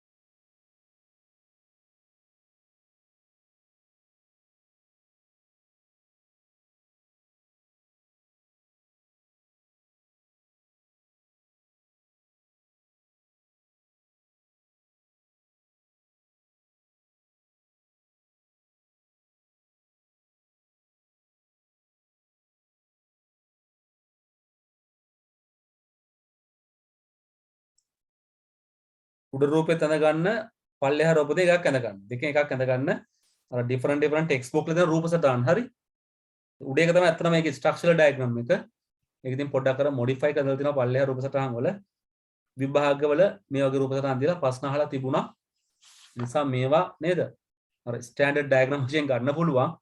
ප්‍රශ්න ගොඩක් අහන්න පුළුවන්.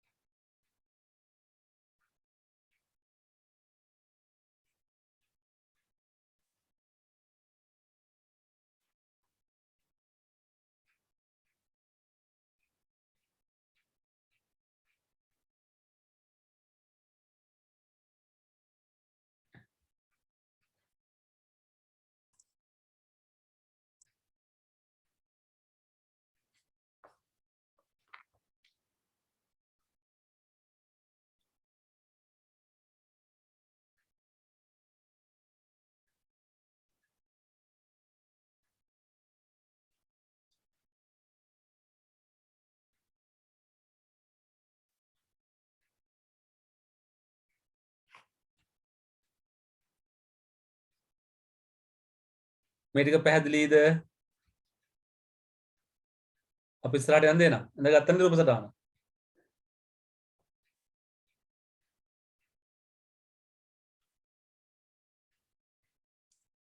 Now we're talking about the characteristics of agents. අපි බලමු කොහොමද ඒජන්තරුන්ගේ ලක්ෂණ කියලා. පොඩි ලක්ෂණ ටිකක් පොඩි ලයිස්තුවක් තියෙනවා. ලියාගත්තම ඔකට තේරෙයි. සිංහල මාධ්‍ය කට්ටියම ඉංග්‍රීසි වචනේ ලියා ගන්න අර්ථය ඕනේ. ඉංග්‍රීසි වචනේ ලියාගෙන සිංහල වචනේ ලියාගෙන විස්තරය ලියාගෙන සිංහල මාධ්‍ය කට්ටිය. හරිද? කියන්නේ මේ autonomous ස්වයංක්‍රීයභාවය. ඊට පස්සේ විස්තරය ලියාගෙන සිංහල විස්තරය ලියාගෙන ඉංග්‍රීසි මාධ්‍ය කට්ටිය ඉංග්‍රීසි දාලා ඇතිනේ. නේද ලක්ෂණ. ඊට පස්සේ නේ proactive ප්‍රයෝක්‍රියාත්මක කියන. reactive ප්‍රතික්‍රියාකාරීත්වය. cooperative සහයෝගීතාව. learning ability able to learn ඉගෙනුම් හැකියාව. social ability සමාජ හැකියාව.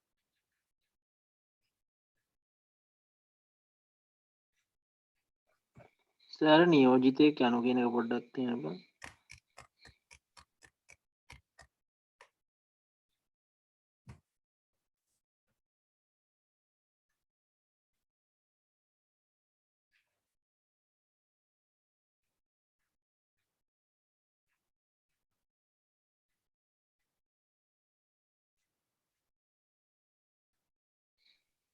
හරි සර්. මේ ටික ඕනේ නැහැ. මේ ටික අපි කියන සාමාන්‍ය නියෝජිත ක්‍රියාකාරී අපි human වගේ තමයිනේ. අපි ඇස කන දිව නාසයෙන් ගන්නවා වගේ මේ රොබෝලා ඒගොල්ලන්ට සෙන්සර්ස් වලින් සහ යම් කිසි ආකාරයක දැන් මෙතන දැන් අපි මෙතන හැඳින්වෙන පොඩි මෙතන පොඩි අය ගන්න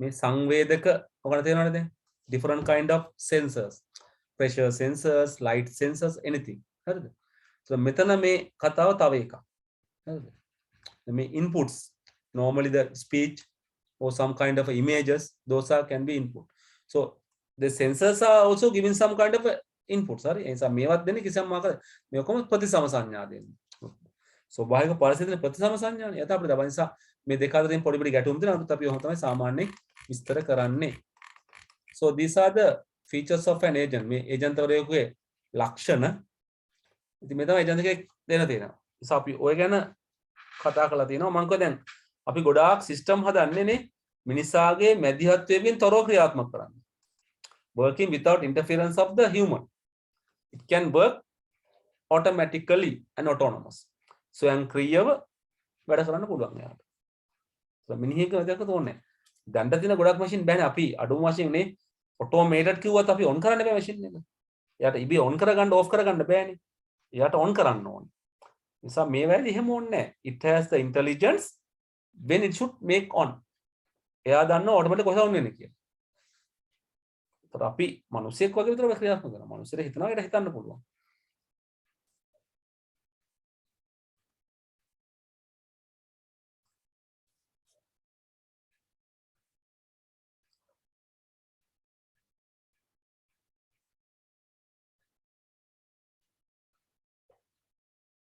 මේ ටික නෝට් එකේ නෑ මේ ටික ලියා ගන්න.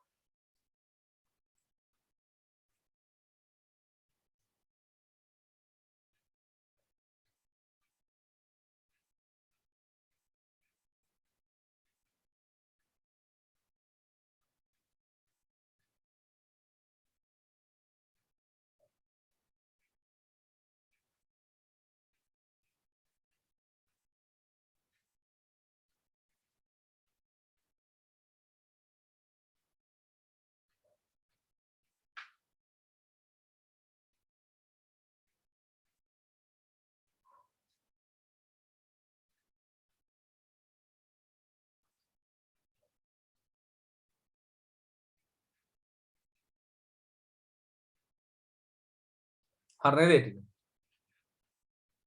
විශේෂයෙන් හරි වැදගත් මේකද අපි මේ කියන්නේ ස්වයංක්‍රීය බව, පෙර ක්‍රියාත්මක වීම, ප්‍රතික්‍රියාකාරීත්වය, සහයෝගීතාවය. දැන් එයාට පුළුවන් වෙන්න ඕනේ අනේ නියෝජිතව වැඩ කරන්න. මිනිස්සුද වැඩ කරන්න. Sometimes called the coexistence නේද? මානව සහ යන්ත්‍ර අතර සම්බන්ධය අපි කියනවා you should able to work together.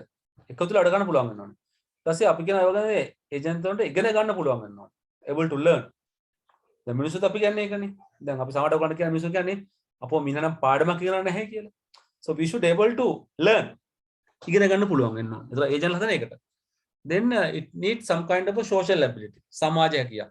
සමාජයත් සමග යම් ආකාරයකට ක්‍රියාත්මක වෙන්න පුළුවන් වෙන්න ඕනේ. සමාජ නීති රීති වලට සම්මත වලට එකඟ වෙන්න ඕනේ. ඒක අපිට දැන් අපි කැමති ඔක්කොම වැඩ කරන්න බෑනේ සමාජය තුල. යම් ආකාරයක නීතිද අපි දන්න දැන් මේ කාලේනේ මාස් එකක් දාගෙන යන්න ඕනේ.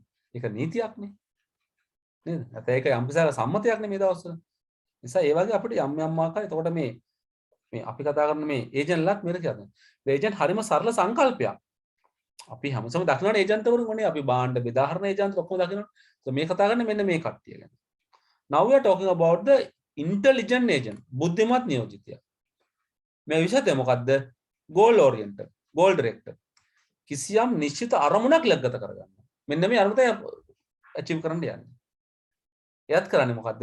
පරිසරයේ තේරුම් ගන්නවා යම් කිසි ආකාරයක සංවේද කරා එයා ඒක හරිය යම් කිසි ආකාරයක ක්‍රියාකාරකමක් කරනවා. It use some of these actuators to do something. මේක නෝට් එකේ නිසා අපිට කියවම තියෙනවා software agent. මේ මොනවාද? පරිගණක මෘදුකාංග. එයා වැඩ කරනවා අර human user ගේ ක්‍රියාකාරීත්වය වෙනුවට. එයා වැඩ කරනවා. එයා අතරමඟ ඉන්නවා. දැන් මේ ගොඩක් ඒජන්ට් සිස්ටම් තියෙනවා. මේ හොඳම උදාහරණය තමයි මේ කියන්නේ මේ Windows Cortana කියන එක Apple Siri කියන එක. නේද? Cortana කියන එක හරහා අපිට ගොඩාක් වැඩ කරව ගන්න පුළුවන් නේ. අපි පාවිච්චි නොකරට voice වලින් action වලින් අපිට ගොඩක් කර ගන්න පුළුවන්. Apple Siri ඒවා එකක්. අපිට ගොඩක් ඒවා කර ගන්න පුළුවන්. එතකොට අපි මේ කියන software agentලා අපි වෙනුවෙන් වැඩ කරනවා. අපි වෙනුවෙන් වැඩ කරනවා. සමහරට වෙනත් මෘදුකාංග වෙනුවෙන් ඒ අවශ්‍ය දේ කරනවා. ඒතර අපිට වැඩේ ගොඩක් පහසුයි. වැඩේ ගොඩක් පහසුයි. ඒතර මේ software agentලා අපි සමහරට soft bots කියලා හඳුන්වනවා. සමහර අවස්ථාවලදී අපි මේ කතා කරන software agentලා අපි soft bot කියන වචනේ හඳුන්වනවා. soft bot. නේ? soft bot. හොඳම උදාහරණයක් මේ කියන Cortana කියන එකයි Windows වල තියෙන Apple Siri කියන අපිට මේකට ගොඩක් ඒවා කරගන්න පුළුවන්. අපි ගන්න මේ නියෝජිතය අපි වර්ක් කරනවා කිසියම් ආකාරයකට පොඩි වර්ක් කිරීමක් අපි කරනවා නේද? මේක ටිකක් මේ අපි දකින මේ විවිධාංගීකරණයක් මේ රූප සටහනක පොඩ්ඩක් බලන්නකෝ. මේ රූප සටහන. අපේ මූලික ලක්ෂණ ටික මේකේ තියෙනවා. මොකද්ද? cooperation, learning, autonomous. So මේ තුන එකතු කරලා අපිට හැදෙනවා අලුතෙන් සිස්ටම් ගොඩක්. collaborative agents with learning. සහයෝගී ඉගෙනුම් නියෝජිතයින්. intelligent agents. සූහු නැත්නම් බුද්ධිමත් නියෝජිතයින්. සමහරවිට මේකට smart කියලාත් කියනවා. collaborative agents. සහයෝගී නියෝජිතයින්. interface agents. අතුරු මුණක් නියෝජිතයින්. සමහරට මේ ඉන්ටෙලිජන්ට් ඒජන්ට් අපි සූරු ස්මාර්ට් කියලා කියනවා නේ සමහර තැන්වලදී නේද මෙතන අපි කියනවා collaborative agent with learning facility learning ability කියලා නේද සහයෝගී ඉගෙනුම විදිහට අපි කියනවා collaborative learning මේක එක නම් මේක තැන පාවිච්චි කරනවා මේක ක්‍රමයකට මේක හඳුන්වා දෙන ක්‍රමයක් this is one way of using cooperate learn and autonomous බාන මෙතන මූල ලක්ෂණ තුන learn එක හැමසම එනවා ඉගෙන ගැනීම හැකියාවෙන් යුක්ත විය යුතුයි autonomous ස්වයංක්‍රීයව ක්‍රියාත්මක විය යුතුයි cooperate cooperative නැත්නම් cooperation එයා අනිත් පැත්ත එක්ක සහයෝගය කරනවා මොකද අපිට හම්බ වෙනවා වචනයක් multi agent system කියලා බහු නියෝජිත පද්ධති කියලා එතනදී මොකද වෙන්නේ එයා ඒජන්ට්ලා කිහිප දෙනෙක් එකතු වෙලා වැඩ කරන්නේ තනියෙන් නෙමෙයි සමහර තනියෙන් වැඩ කරන අවස්ථා තියෙනවා we can work alone sometimes they work as a team අපිට ජීවිතේ එහෙමයි අපිටත් ගොඩක් වැඩ කරන්න වෙන්නේ කණ්ඩායමක් වශයෙන් එකමුතු වෙලා තනි තනියෙන් අපිට කරන්න පුළුවන් දේවල් තියෙනවා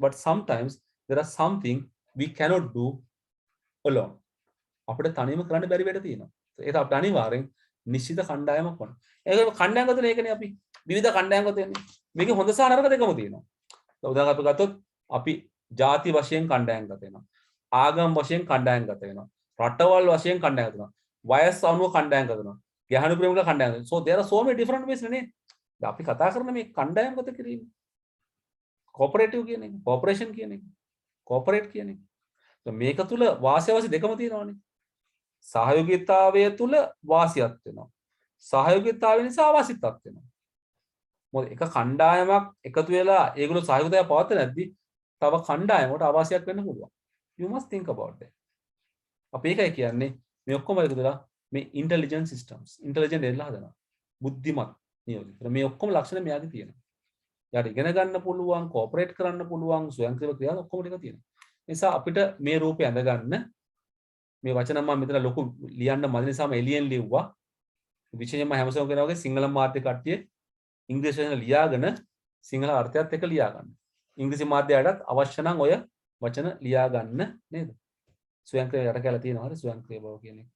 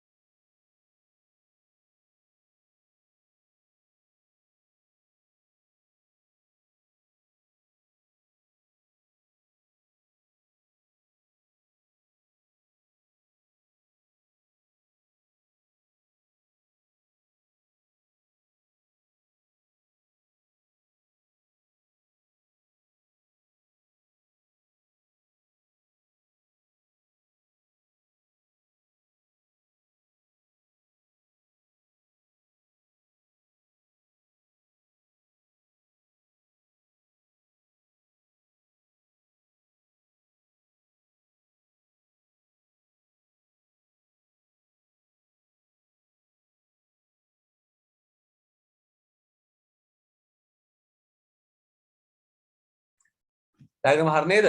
අඳගත්තනේ. අපි ඉස්සරහට යන් එන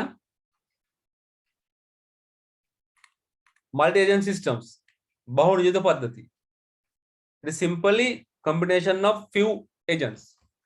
agent කියන එක තුල ගොඩක් වෙලාවට සමහර ප්‍රශ්න වලදී අපිට තනි agent එකට ප්‍රශ්න ගන්න බෑ. මම කිව්වේ team work කියලා. It is something like a team work. ඒතර අපි කරන්නේ මොකද්ද? කණ්ඩායමක් එකතු කරලා අපි වැඩේ කරගන්නවා. හරි? right පොඩ්ඩක් ලියා ගන්න note එක අවශ්‍ය භාෂාවෙන් ලියා ගන්න. මේ ටික දාලා නැහැ ඔයගොල්ලන්ගේ printer note එකේ. ඉත තියෙනවා කියලා එතන ලියා ගන්න.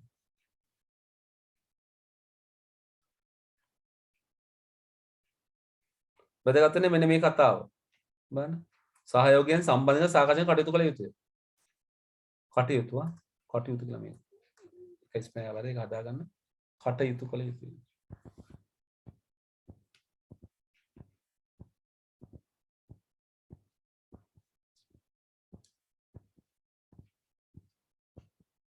ගොඩක් වෙලාවට තනි ඒජන්ට් කෙනෙකුට විසඳන්න බැරි ප්‍රශ්න වලදී තමයි අපි එකතු කරගන්නේ.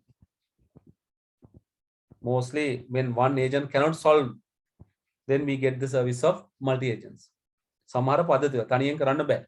Then we have to get the services from few agents, maybe 2 agents, maybe many agents.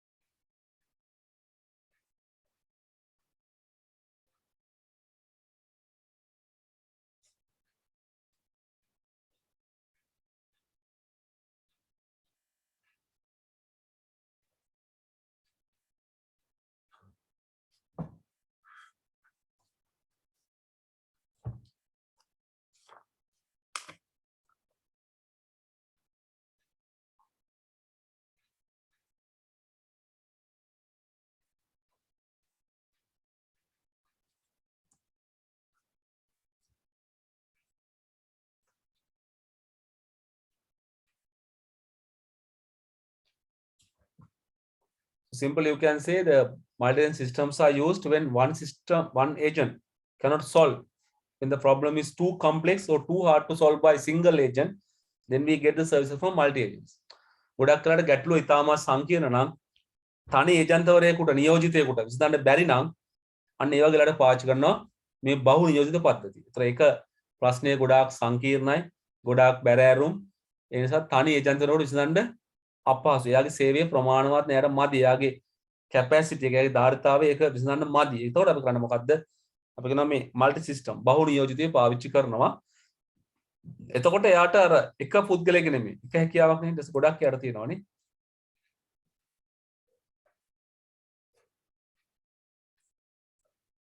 ගොඩක් වෙලාවට අපි අර කියන ටීම් වර්ක් නේද? කණ්ඩායම් ක්‍රියාකාරීත්වය, කණ්ඩායම. તો කණ්ඩායම වැදගත් දේ තමයි ඒගොල්ලෝ සහයෝග වෙන්න ඕනේ, සම්බන්ධි වෙන්න ඕනේ. ඒක සාකච්ඡා කර කර ඉස්සරහට යන්න ඕනේ.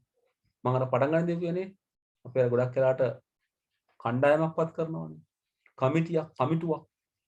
ඒතර තනියෙන් නෙමෙයි. ඒතර ඒක කණ්ඩායම. එතකොට එතනදී ප්‍රතිඵලය වඩාත් සාධනීයයි. So results will be more reliable. වඩා විශ්වාසයි. දැන් තනි අදහසක් නෙමෙයි. මල්ටි. සමහර ප්‍රශ්න අපිට තනියෙන් තීරණ ගන්න පුළුවන්. සමහර දා තනියෙන් තීරණ ගන්න බෑ. කණ්ඩායමක් ගන්න. ඔයගොල්ලෝ ගොඩක් අහන්නේ පංච පුද්ගල විනිසුරු මඩුලක් කියලා එහෙම දාන්නේ නේද? දැන් සමහර සාමාන්‍ය නඩුවක් අහද්දී එක නඩුකාරයෙක් අහලා තීන්දුව දෙනවනේ. ඒ සමහර ප්‍රශ්න දෙහිම කරන්නේ නැහැ. කියන ඔයගොල්ලෝ දාන්නේ අර තුන් කට්ටුව රජ තුන් කට්ටුව කියලා සමහරට අහලා තියෙන්නේ. පංච පුද්ගල කමිටුවක් කියලා කියන්නේ නේ. ඒ වගේ දාන්නේ මොකද එතකොට එතන නියෝජිත පදෙත් එහෙමයි. Sometimes the problem is too complex to solve by one single agent.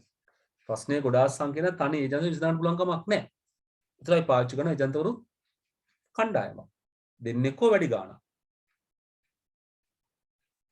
නිසා මෙතනදී මේ ඒජන්ට්වරු ඔක්කොම එකතු වෙලා මෙන්න මේවා ක්‍රියාත්මක වෙන්න බලන්න. they are autonomous. ඒක සුවයත්තයි. ඒගොල්ලෝ තනියෙන් තීරණය කරනවා. මගේ තීරණය මේකයි, මගේ තීරණය මේකයි, මගේ තීරණය මේකයි. නේ? හැම කෙනෙක්ම තමන්ට සමන්ස දේශීය දර්ශනයක් තියෙනවා. ලෝකල් view එකක්. එයා කොටස විතරයි. එයාන්ස්ප්‍රස් කරන්නේ නැහැ. මම අර මුලින් කිව්වා අපි කණ්ඩායම හදන්නේ accountant කෙනෙක් ගන්නවා, lawyer කෙනෙක් ගන්නවා, engineer කෙනෙක් ගන්නවා. ඒතර ඉංජිනේරුවා කියන්නේ එයාගේ ඉංජිනේරු දැනුම මෙන්න මේක ඉංජිනේරින් ඩිසයින් එක මෙහෙමයි. නීතිය දැනක නීති අනුකූලව මෙන්න මේකයි. මේක වැලිඩ් මේක ඉන්නේ නීති අනුකූලව. අර ඒ කියන්නේ තාක්ෂණික පැත්තේ මේක හරි මේක වැරදි. accountant වියදම් පැත්තේ මේක හරි මේක වැරදි කියනවා. තුනම එකතු කරගන්න ඕනේ. දැන් එක පුද්ගලයෙක් ගත්තොත් එයා ඉංජිනේරුවරයෙක් වෙන්න පුළුවන්. හැබැයි එයාට තියෙන තාක්ෂණික දැනුම. එයා සතු අර නීතිමය දැනුම නෑ බොහෝ විට. එයා සතු අර වියදම් සම්බන්ධයෙන් accounting දැනුම නෑ එයා සතු. බොහෝ විට නෑ. එතකොට එයා ගන්න තීරණේ සමහරට එක පැත්තකට අසාධාරණ වෙන්න පුළුවන්. නීතිය වැරදි වෙන්න පුළුවන්. වියදම් වැඩි වෙන්න පුළුවන්. ඒතර වියදම ගැන accountant අතර මේක වියදම් වැඩි. වියදම අඩු කරන්න. ඒතර ඩිසයින් එක වෙනස් කරනවා ඉංජිනේරුවා. එයාගේ තාක්ෂණික දෙයට හානියක් නොවෙන්න. නේද? එතකොට දැන් වියදම අඩු කරන තාක්ෂණික හානියක් වුණොත් පද්ධතියෙන් වැඩක් නැති වෙනවනේ. නීතිමය පැත්තේ. නීතිය ගැලපෙන්න ඕනේ. මේක නීති විරෝධයක් කරනවා. නීති විරෝධී මේක. ගයක් හිතන්නකෝ. ගේ හදද්දී ගේ යනවා නම් මායිමෙන් එහාට ඒක නීති විරෝධීනේ. ගේ ශක්තිමත් කරන්න ගියාම වියදම වැඩි වෙනවා. ශක්තිමත් වෙන්න ඕනේ. හැබැයි වියදම ගොඩක් වැඩි වෙන්නත් බෑ. අන්න ඇඩ්ජස්ට් කරනවා දැන්. කොන්ක්‍රීට් බීම කොට අඩු කරනවා. ඉංජිනේරුවෝ කියනවා මේක අඟල් 20ක් වෙන්න ඕනේ. නෑ වියදම වැඩි. ඒක account එක නෑ වියදම වැඩි. එහෙනම් අඟල් 18ක් කරමු. 18 ඇද්ද? හරි 18 හරි. වියදමත් හරි ශක්තියත් හරි. So that is the way you want to think about. So we need different expertise knowledge. විවිධාකාරයේ නිපුණ පුද්ගලයන්ගේ දැනුම අවශ්‍යයි. අපි ඒක නියුත් එකතු වෙනවා. So we are making that. ඒ වගේ මෙතනදී මේ එක නායකයෙක් නැත්නම් මේ එක ක්‍රමයක් නැහැ කියලා අපි කියනවා. විමධ්‍යගතයි, distributed, decentralized. All are contributing. මොකද එක කෙනෙක් නායකයා වුණොත් සමහරට එයාගේ තීරණ නැත් ඔක්කොම අයින් වෙන්න පුළුවන්. ඒ නිසා අපි එතනදී යම් කිසි ආකාරයක ඒ ස්වාධීන ඔක්කොටම සමාන බලතලයක් දෙනවා. So in here all the agents will get the similar power. They can act similarly. ඒ හැම කෙනෙක්ටම සමානව කරගන්න. ඒ හැම කෙනෙක්ගේම අදහස අපි පාවිච්චි කර ගන්න ඕනේ. එහෙනම් ඔය කාරණා තුනක් පොඩ්ඩක් ලියා ගන්න අපි ඉඩ තියලා තියෙනවා.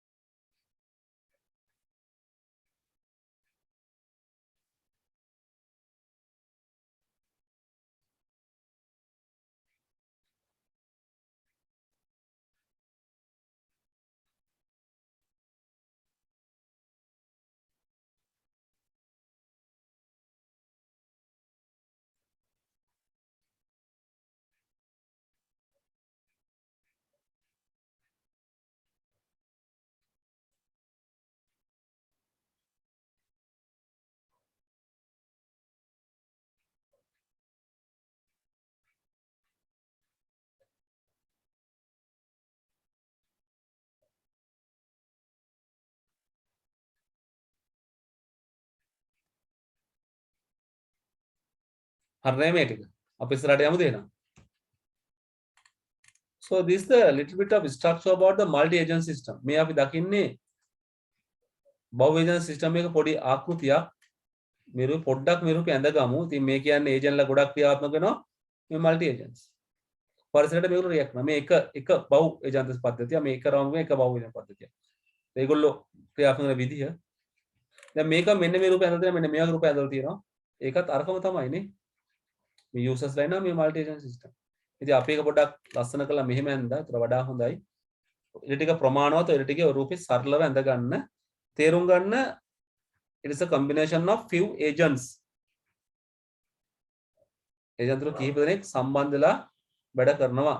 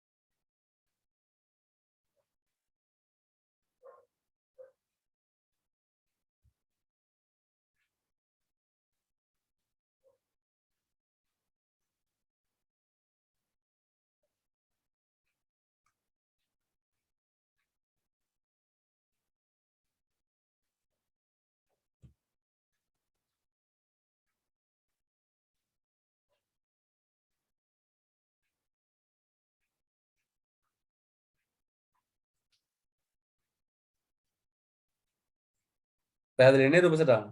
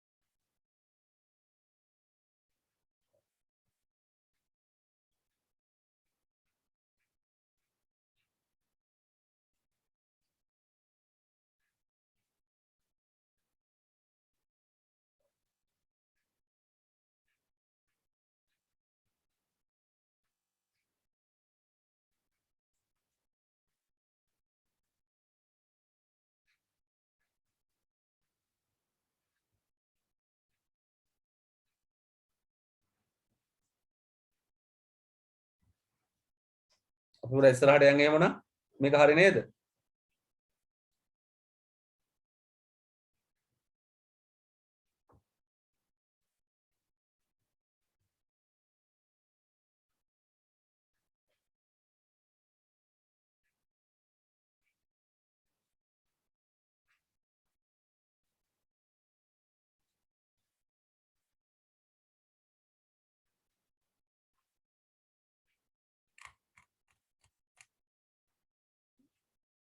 So we have given a list of different type of agents.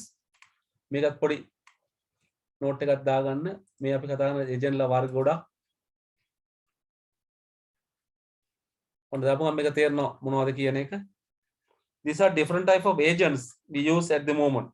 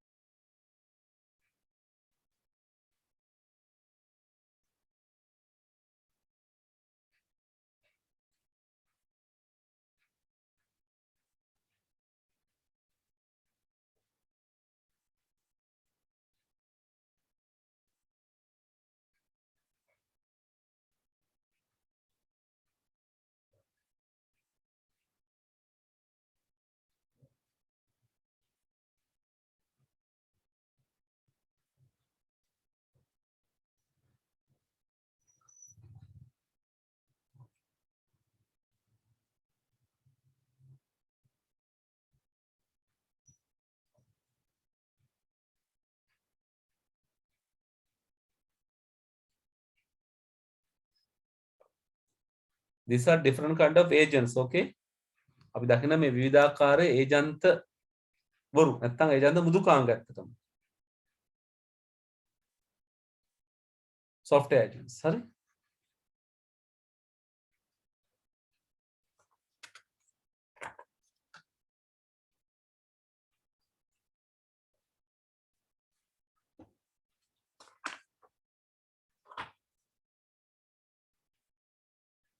මේ ටික පැහැදිලිද? ප්‍රශ්න ගැටලු මොනවාවත් තියෙනවද?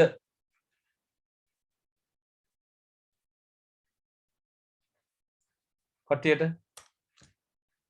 මේ ආශ්‍රයෙන් කෙටි ප්‍රශ්න ගොඩක් තියෙනවා. හැම අවුරුද්දම කෙටි ප්‍රශ්න තිබිලා තියෙනවා. ස්ට්‍රක්චර්ඩ් සහ එසේ එකේ ප්‍රශ්න කිහිපයක් තිබිලා තිනවා. ගොඩක් ප්‍රශ්න කිහිපයක් තිබිලා තිනවා. අපිට ඒවායින් යම්කිසි ආකාරයකට උත්තර හොයාගන්න පුළුවන් වෙයි දැන්. ඊට අපිට එන්නේ ඊළඟ කොටස.